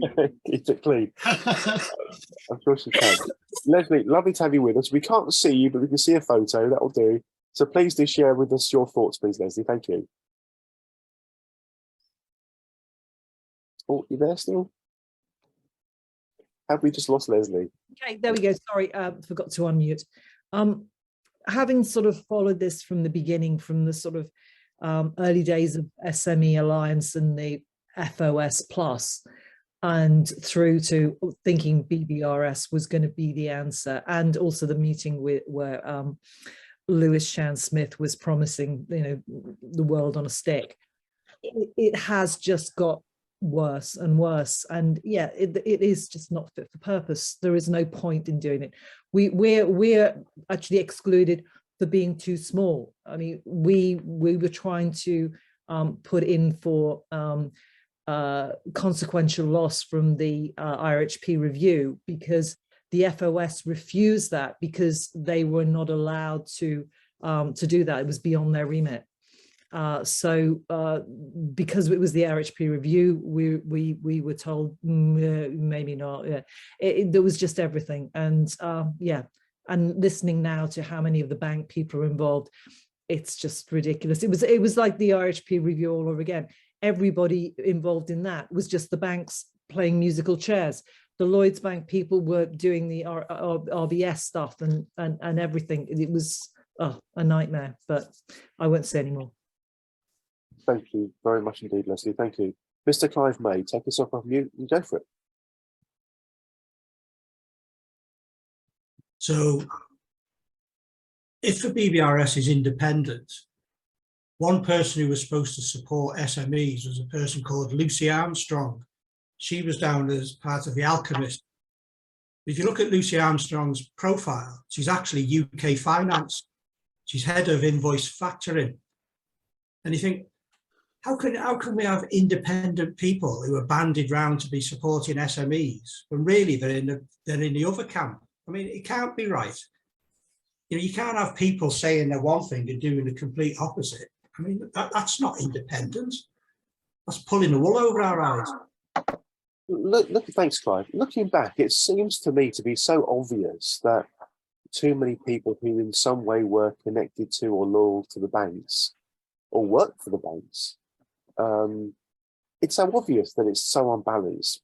It just beggars belief that it was allowed to be constructed in that way. And then you say to yourself, well, what does the responsible overseeing governing body think about all this? And that's where the problem is. Surely there isn't one. No. As I understand it, the BBRS is not in any way accountable.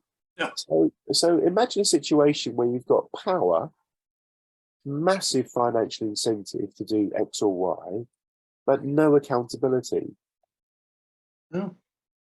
Isn't it kind of almost inevitable that this would happen? Paul Carlier, thank you. Yeah, I just wanted to point out, and for Nick's benefit, I've just posted an email in there from Declan Marriott in 2008 showing his level of seniority and his involvement in the flogging of this toxic garbage.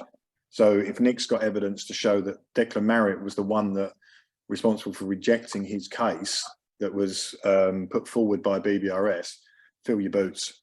That guy is as conflicted as can be.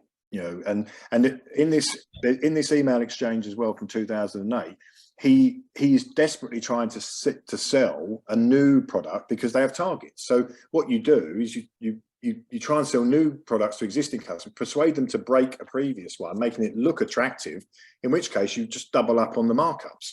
And I think in this email exchange, he's even he tries to flog one where he's even criticizing and calling the 2007 collar a load of garbage, the one that they sold them a year earlier. I mean, it's you know, this is the guy who, as you say, now sits in total control of any boundary case from BBRS. You know, what do you expect? It's absolute nonsense. Thank you, Paul. Thank you, everybody. Okay, does anybody else have anything they'd like to say about the independence issue before we move on to the topic of the bank appointed member? And I want to spend a bit of quality time on that because it's a topical and tricky subject. Mr. Stephen Barker. Well, it's connected with what I said earlier in the sense that I don't know of any other organisation that reaches out to the general public in the way the BBRS has done, continues to do, with regard to claims management, which is in reality what it's dealing with, that's its business, without being formally licensed by the FCA as regulator. And yet the FCA themselves advertise the BBRS as being an independent organisation. I can't square that circle. Yeah. You keep talking a lot of sense, Stephen. You really do. You really do. Maybe one day people will look back on this and think, my God, it was just a bad dream. I mean, it just doesn't seem to stack up, does it? It just doesn't make any sense. It just doesn't make any sense. There's a very famous Charlie Munger quote. Some of you have heard me mention this many times over. Show me the incentives and I'll show you the outcome. And if you think about this from a kind of game theory point of view, you think about the incentives and you think about the power base and the dynamics. Food for thought, eh? Food for thought. Let's move on to the topic of the bank appointed member. I need somebody to explain what this is all about, because otherwise it could get very complicated very quickly. Would anybody like to step forward and explain what the bank appointed member issue is all about?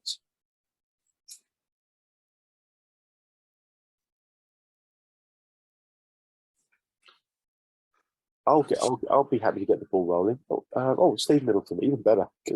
Even better. I'm glad Steve's going to talk about it because he knows what he's talking about. And sorry. I don't. Oh, Steve. The rest of the family are running late, so I've just got the granddaughter making a bit of noise in the background. Effectively, it came to a few people's attention last year that they, at the death at the final hour, just as the scheme was set up, that the company changed its memorandum and articles of association. So when the three previous members stepped down, three of the directors of the BBRS stepped forward, took membership in the company, and they then took up new articles, and those articles appointed a bank appointed member, which gave the bank appointed member special powers. Now, while they suggest that they're a very limited range of powers, just allowing them to represent the banks, those powers allow the bank appointed member to have control of or veto over any changes to the name of the scheme, whether the company itself can be wound up, whether it can be transferred anywhere else, any changes to the memorandum and articles of the company, which obviously are the rules controlling the company, but specifically through the participating deed, they tie in the fact that no changes to the rules, which include eligibility, can be made without the approval of the bank appointed member.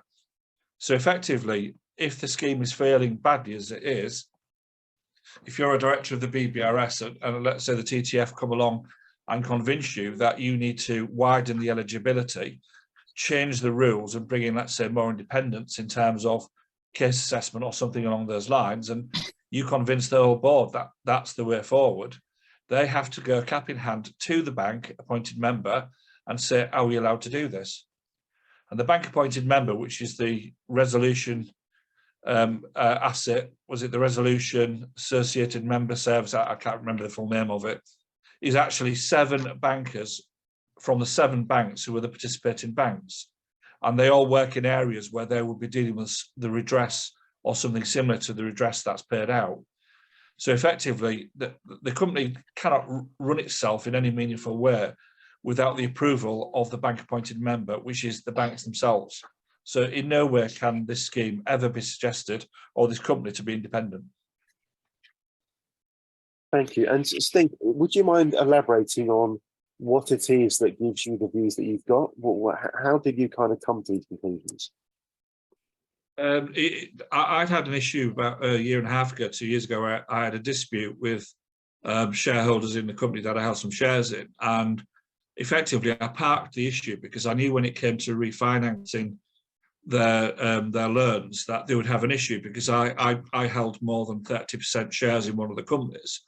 And although it was a smaller company in the group, because of the way the banks operate these days, that put me in a trail position, or I was classed in that company as a person of significant control, simply because I owned more than 25% of the shares.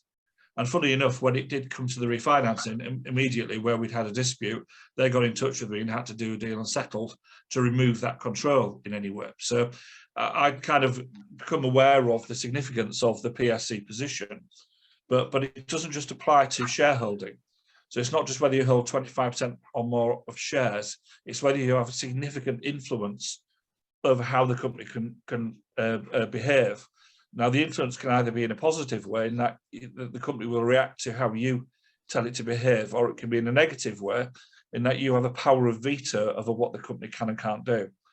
And so when I became aware of this, I wrote to the Bank Confidential, the whistleblowing service I work with. We wrote to the BBRS, and we suggested that they should be registering the bank appointed member as a person of significant control.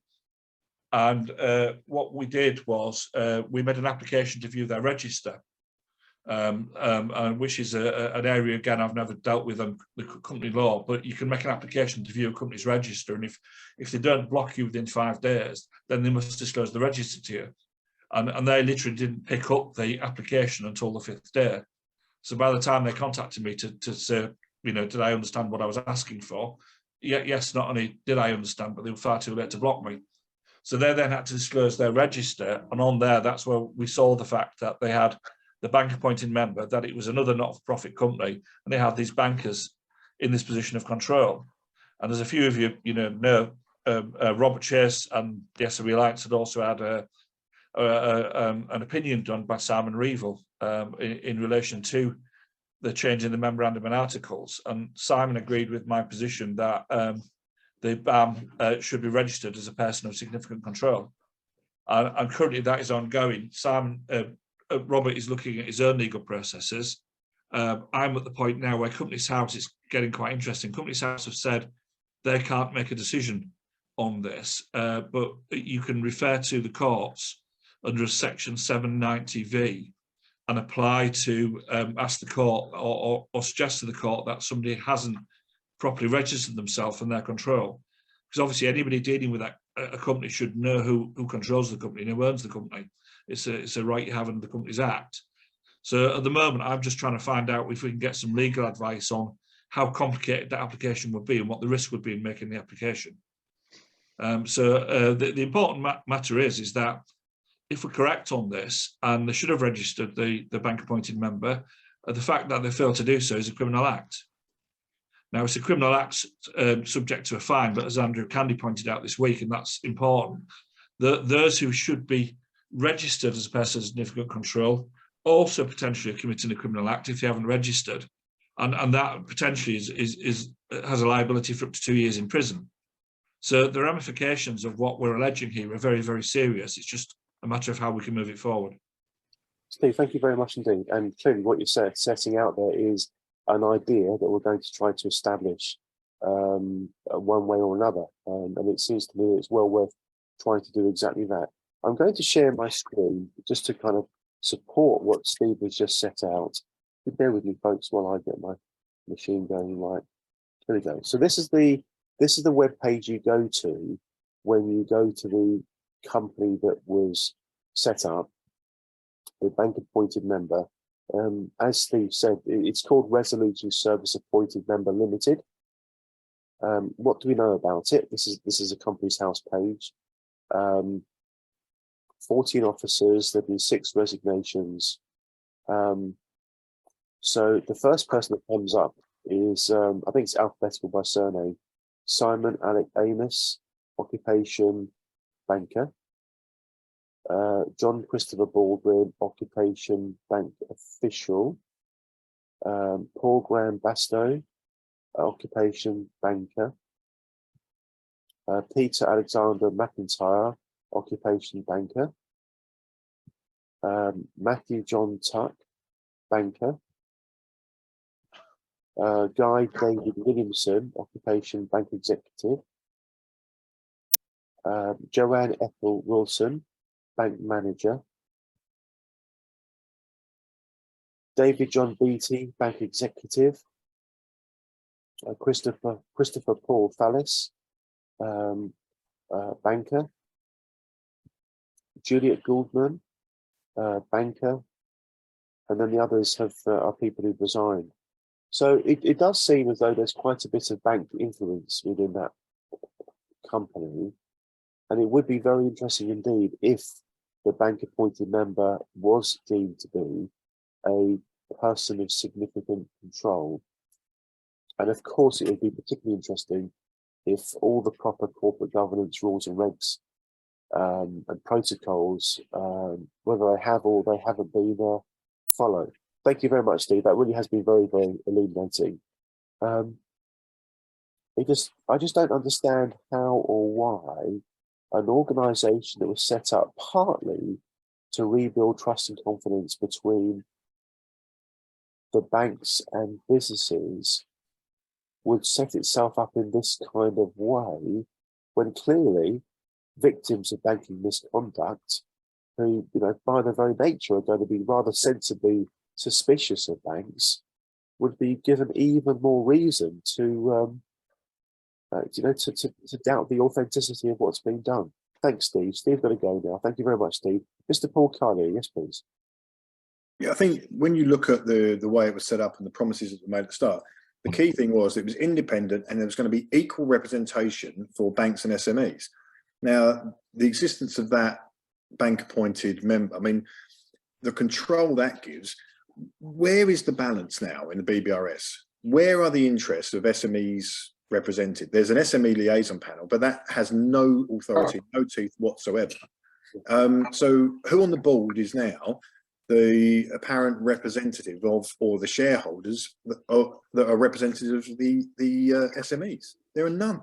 And my concern is that I don't believe it just evolved this way.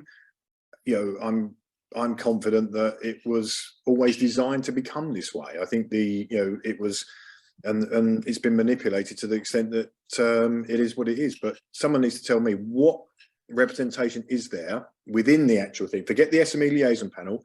What representation within the BBRS is now there representing SMEs on this body that was set up, that was the premise of it, equal representation? It's a great question. Great question, Paul. Thank you very much. Paul, in a minute, we're going to be jumping back to you, sir, to talk about surveillance. But first of all, we're going to go to Andy Candy. Thanks, Andy. Thanks, Andy. Yeah, it's just a brief follow-up on that point to say that there is a specific, I put a note in the chat to say there's a specific requirement under the Companies Act 2006, 790G, duty to supply information, that where someone knows they have control of a company, but they haven't received a notice from the company requiring them to provide information, then they have to tell the company that they do in fact control it. And if they don't do this, then they commit an offence, again, with up to 2 years imprisonment and an unlimited fine. We all, as potential complainants, were assured by Lewis Shan Smith, and I believe it was Rachel Coulter from Osborne Clark, during SME Roundtable webinar, absolutely categorically assuring us that from a company's law perspective and everything else, the BBRS will be independent. And yet the discovery of the BAM by complainants much later in the processes would seem to contradict those assurances quite substantially, and reference to the fact of how much control the BAM has in the articles seems to suggest that the banks would have very limited opportunity to deny that they realised that they had a significant control over the BBRS and any changes necessary to its policy and its eligibility, which furthermore the BBRS executives had indeed advised us during those webinars that they would be reviewing and reflecting lessons learned during the process. So again, there's a very murky situation that's developed, and it would be probably fair to say the banks hold as much responsibility as the BBRS in what's gone on. Thank you, Andy. Thank you very, very much indeed. Okay, does anybody else have anything they want to talk about in relation to the bank appointed member before we go to Paul to talk about? Stephen was trying to say something. Yes, please, Mike. Thank you. Stephen Barker's trying to say something, I think. Oh, I'm so sorry. I didn't notice. It's Mr. Barker just come in. Thank you, Steve. Thank you, Mike. On the register, and I think Steve Milton can confirm this as well, the members of the company limited by guarantee, which is the resolution bank appointed member company, they are all named banks. Okay, they're the members, the named banks. The people that we've looked at on that screen that Andy shared with us, they're all directors of the company. So it's the members who are the owners, if you like, not the named people you saw on that list. They are the directors. And it's kind of interesting then, because if the banks are the members and they own the company and they have an arrangement with BBRS, which is so constraining, as has just been given as an example, they are effectively controlling the BBRS, then here we have a regulated group of companies called the banks controlling an unregulated entity. Does that unregulated entity become subject to regulatory control?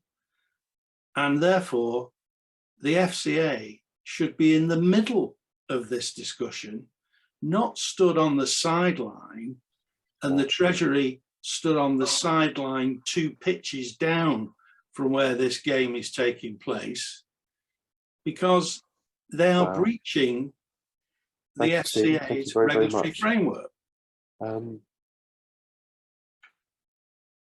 My screen seems to have frozen a little bit.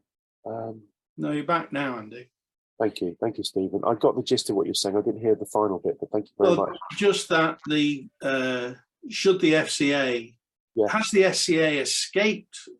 If its plan was to escape involvement in all this, I would suggest to you that the way they've done it places the named banks in the ownership of the resolution service that is the bank appointed member. Therefore, it places those regulated entities in the middle of the unregulated entity, which is the BBRS. But wherever the regulated person goes, the FCA has to follow them because they are the regulator. I get that. So we now, I feel, perhaps have some reasonable inquiries to make of the FCA about what they're doing, regulating the regulated entities that are involved in this unregulated entity called BBRS. It's only a question. I mean, I don't know what the answer might be. We can't allow the regulated entity, which is the regulator as an entity, to walk away, turn the other way. And similarly, we can't allow the Secretary of State, who has the same powers as the regulator, to be able to look the other way and ignore what's going on. We just can't. Stephen, thank you so much. Thank you so much. Wow. Powerful stuff coming out tonight. Really powerful stuff. So Paul Carlier, surveillance. tell us about what's been going on. Thank you. Okay. I can't really share my screen because I've got a pretty important case on the minute with a lot of sensitive stuff on there. So I'm just going to drop things into the chat so that there's a narrative there. So I mentioned earlier that I got a DSAR response from the BBRS that I challenged, and the ICO upheld that it was unlawful and they were forced to make a second disclosure. I've just posted a screenshot in there of a paragraph that appeared in the document. And if you read it, it's basically from an appendix that basically lists all the other personal information of mine that exists, but where maybe there's a lot of other people's information so they're not going to disclose it. And it revealed emails from de Havilland Information Services Limited to BBRS dated 1st of the 6th 21 and 26th of the 5th 21, including links to tweets by Kevin Hollinrake and referencing me. Now, I'd never heard of this company before, and certainly this hadn't been disclosed. One of the many things that wasn't disclosed in the first DSAR response by BBRS. I did a DSAR to de Havilland, and for those of you who know me, DSAR's just an amazing tool and all too often underused. And I got a response back, and it turns out that, and here's what they included, and it was a whole list of tweets that I had made that had received an engagement by a parliamentarian. And as you can see, that it lists a whole raft of, and it names the parliamentarian or the APPG that interacted with my tweet. And these were all sent by de Havilland to BBRS. Now, when I challenged this, de Havilland's confirmed that they had to confirm that, yes, we share information of this type with our customers. So proving that BBRS pay them for this information. Now, when I challenged the, now don't get me wrong, this is Twitter. This is stuff that I put out there on, on social media. And I have no problem with people seeing it. But importantly, the BBRS blocks me from Twitter. So the BBRS will not allow me to see what it has or interact with it. And apparently has no interest in seeing what I post, but it's paying this firm to provide it. Now, they justified this surveillance on the basis that there's a lot of political and public interest, so we just want to keep monitoring and yada, yada, yada. And interestingly, de Havilland say that under the GDPR laws, that they can only share this information to their customers if the customer asks for it for the legitimate purpose of political engagement. Otherwise, it's unlawful, and they would have to disclose the identity of every party to whom they're sharing your personal information, because that is your personal information. Now, and the BBRS said that they engaged this for the purpose of political engagement. Well, I'm going to now, this was also included in the DSAR response. It was an internal email that BBRS swore blind there were none. None to be disclosed. That's why there were none in my first DSAR response. Now, the important thing to watch here is that they are talking about my Twitter feed and the fact that I've posted a link to a blog, and it was a blog about Stephen Peck being entirely conflicted, and I'd given them the opportunity to comment. Now, here, it's clear that they have information about, I've posted this on my blog. They say it has received limited pickup on Twitter, in brackets, 14 tweets, 14 retweets, 14 likes, but we're keeping an eye on it to see if any journalists or MPs engage. So confirming that to date, no MP had engaged with it, which belies their explanation that it was just political engagement for the purpose they were monitoring. What this says is that they are monitoring it. They are ignoring my report, and I gave them a chance to comment and challenge any of it. They're ignoring it because they can't challenge it, but they're literally monitoring it in case a journalist or MP picks up on it, in which case they would have to respond to it. It's a damage limitation and PR exercise, right? So, and Andy, I know, has done a similar DSAR to de Havilland, and so's Clive May, and they have been sharing all of this stuff. And there is no legitimate interest. BBRS has a role. It's supposed to be independent to provide dispute resolution, and yet here it is paying a firm to conduct what is, and okay, well, it's surveillance, and it does make you, well, who else are they sharing with? But the purpose of it is clearly not just to see if politicians are interested because we want to keep our finger on the pulse. It is literally surveillance to keep an eye on people that might be critical of it. So, I mean, it's just, I don't understand what the legitimate purpose of it is. You are paying this firm to conduct, it is surveillance. I don't care. I don't believe it's political engagement. I don't think it has any purpose other than to keep tabs on those that are critical of it. That's just disturbing. Thank you very much, Paul. Thank you. It is disturbing. When I did my DSAR, and by the way, if anybody doesn't know this, Paul is an absolute subject matter expert on data subject access requests and freedom of information requests and that kind of thing. When I did my data subject access request, I honestly thought I'd got nothing back at all, because I've got no engagement with BBRS. I'm not a claimant. But no, they basically been monitoring me, my social media. It makes you wonder what the mindset of the organisation is for it to be doing that kind of thing. It really does. We're going to go to Andy Canby, then after that we're going to go to the topic of, playing devil's advocate. Do we think BBRS can be fixed? Andy Canby. Yeah, it's just a brief follow-up to what Paul had said, to say that clearly at the point of launch, there was a brief against a whole host of stakeholders on the SME side of things, where we were briefed against, and we were blocked immediately by the BBRS official Twitter account, but obviously being monitored separately by them. The fact that an organisation would go to lengths to brief against people, develop a list, and then specifically block them from viewing communications speaks volumes. I mean, even the FCA and the FOS don't do that. I mean, and they're pretty disreputable as it goes on that side of things. But the BBRS to do this from out of the gate is quite extraordinary, and pretty much sets the tone for the type of organisation and individuals that you're dealing with. And I'd be happy to hear why they chose to do that, but it doesn't seem to be a question they want to answer. And Thanks. How they developed that range of people that they were going to block in the first place, and on what basis. That's called discrimination. And if I can jump in there as well, Yes, one of the challenges to the first DSAR response that the BBRS provided by me was, how did I come to be blocked on social media?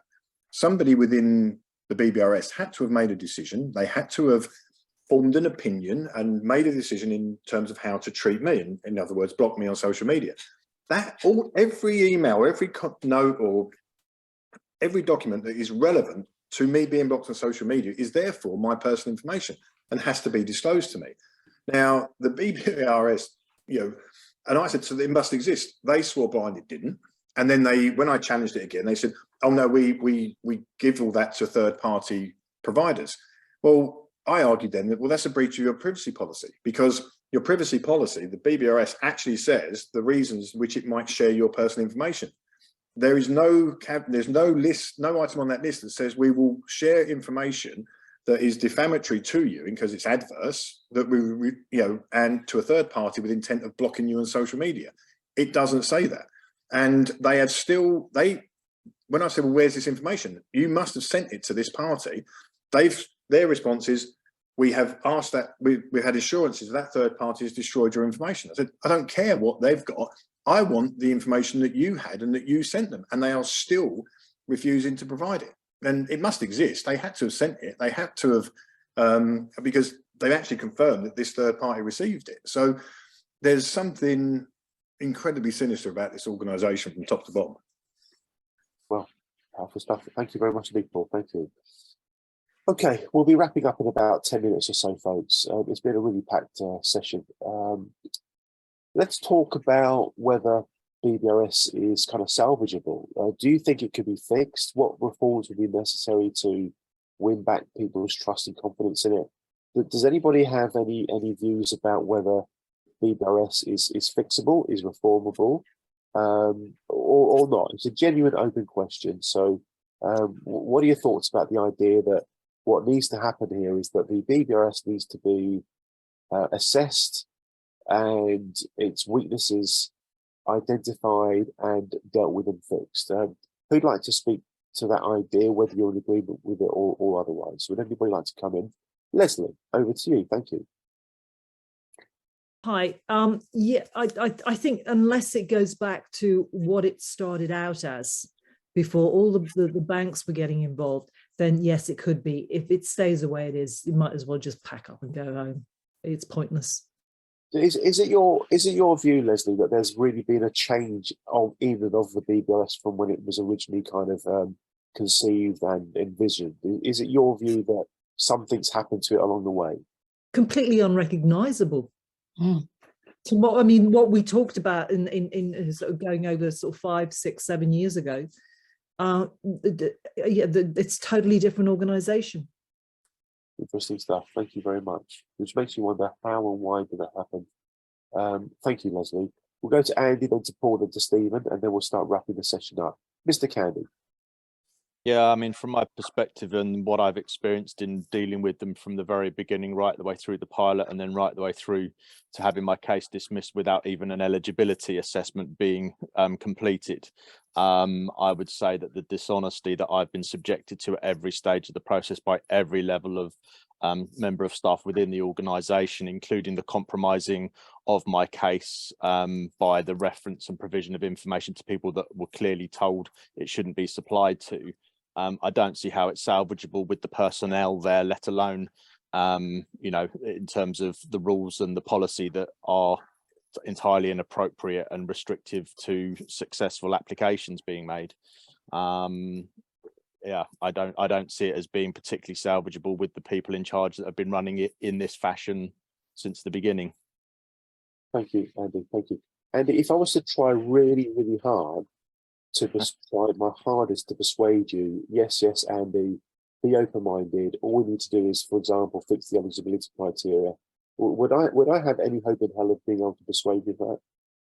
Not with a BAM in place that controls the rules, not with the financial ombudsman service people that are involved, not with the dishonest people that I've been subjected to throughout my treatment there. And that goes from the case, the customer champions right the way through to senior executives.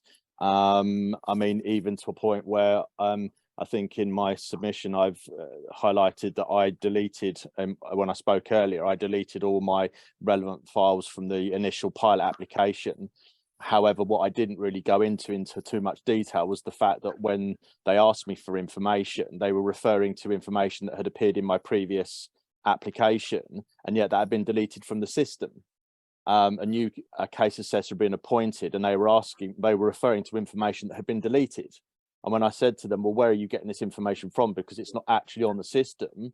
They denied, they wouldn't provide an explanation as to how they got it. So, and I put forward the allegation, well, what system have you got it on that you're referring to? Because clearly you've got 2 IT systems running, and we clearly can't see what's on one of them because you're referring to information that's been deleted.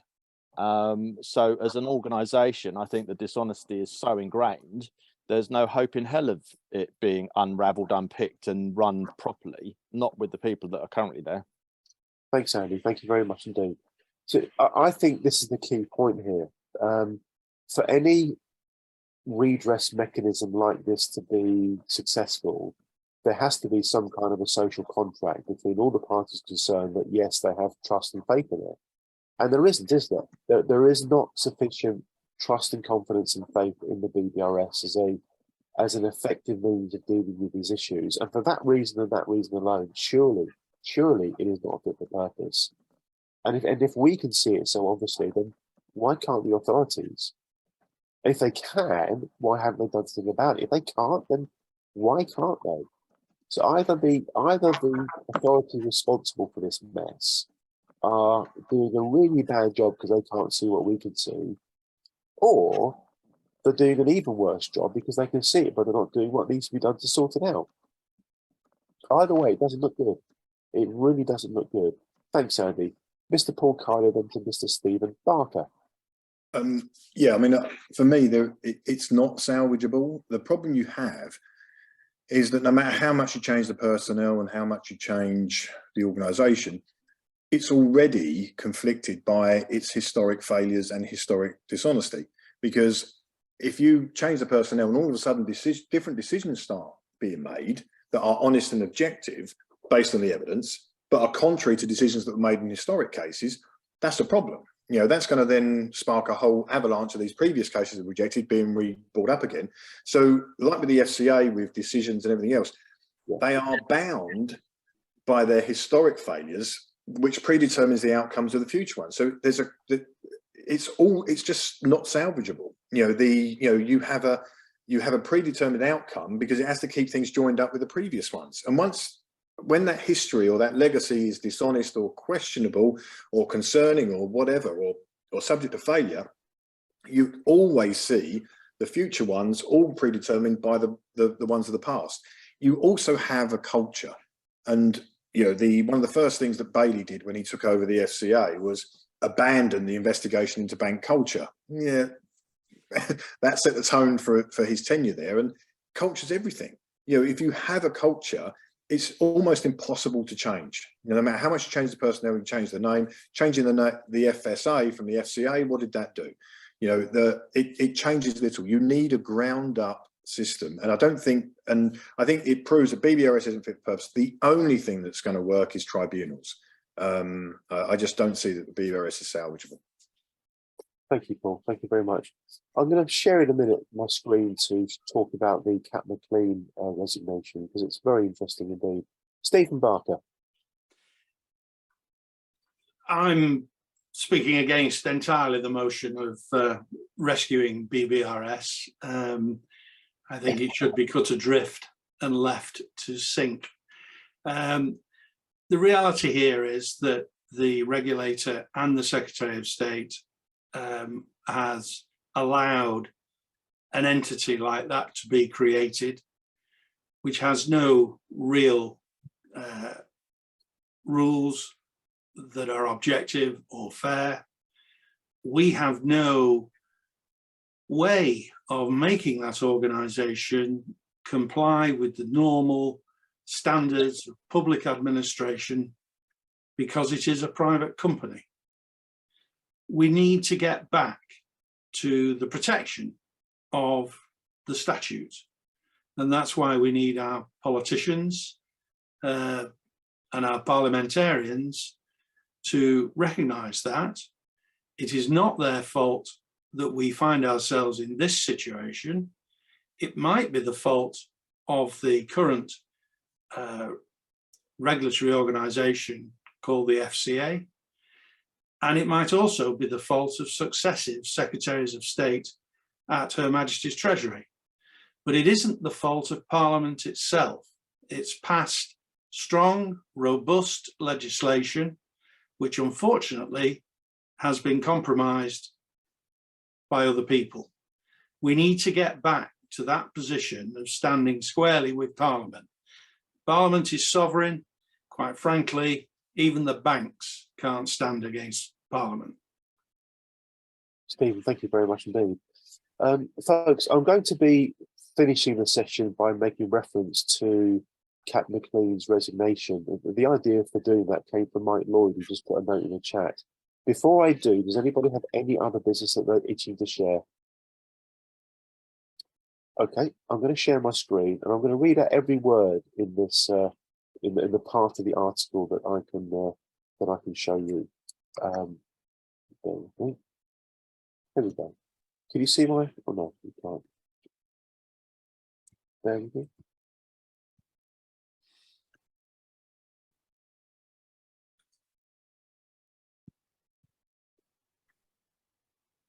I think I've got it now. Can you see my screen now, folks? Yeah. Yep. Okay, let's stop and think about this. So, this is an article that appeared in the Times. It was written by James Hurley, who had the decency to turn up earlier and say a few words and was with us. The date is the 21st of May. The title is Lawyer Cat McLean Quits Completely Defective Banking Compensation Scheme.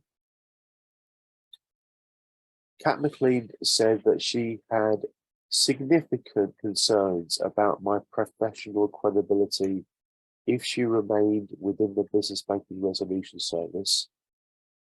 It goes on to say, as you can see, a key advisor to a banking industry compensation scheme has quit after she concluded that it was completely defective.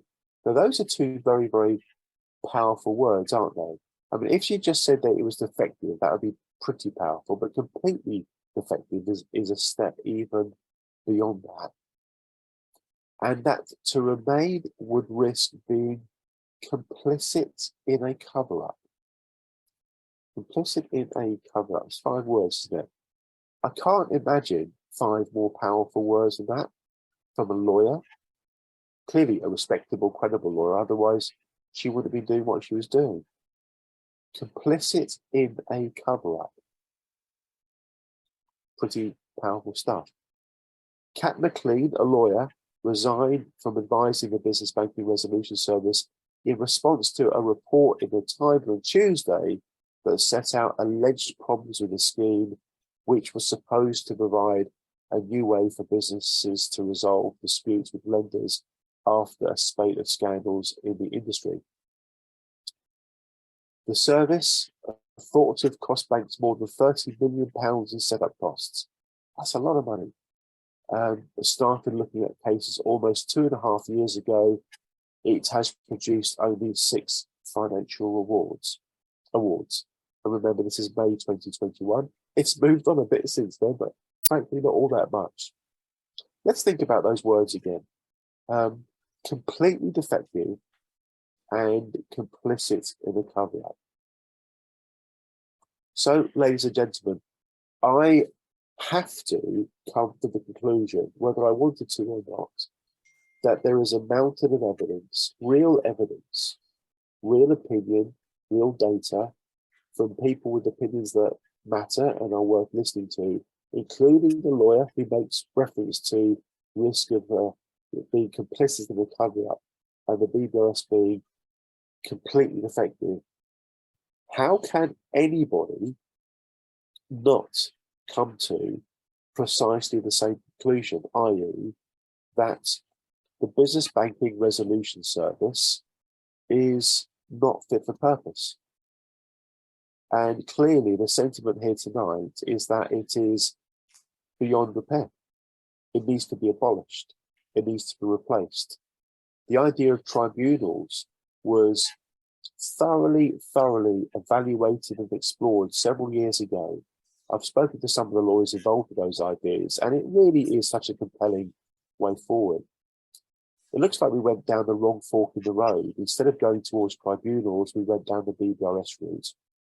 So if anybody wanted any proof that tribunals are the way forward, perhaps the evidence is the BBRS, because it shows what can go horribly wrong if you don't do it the right way.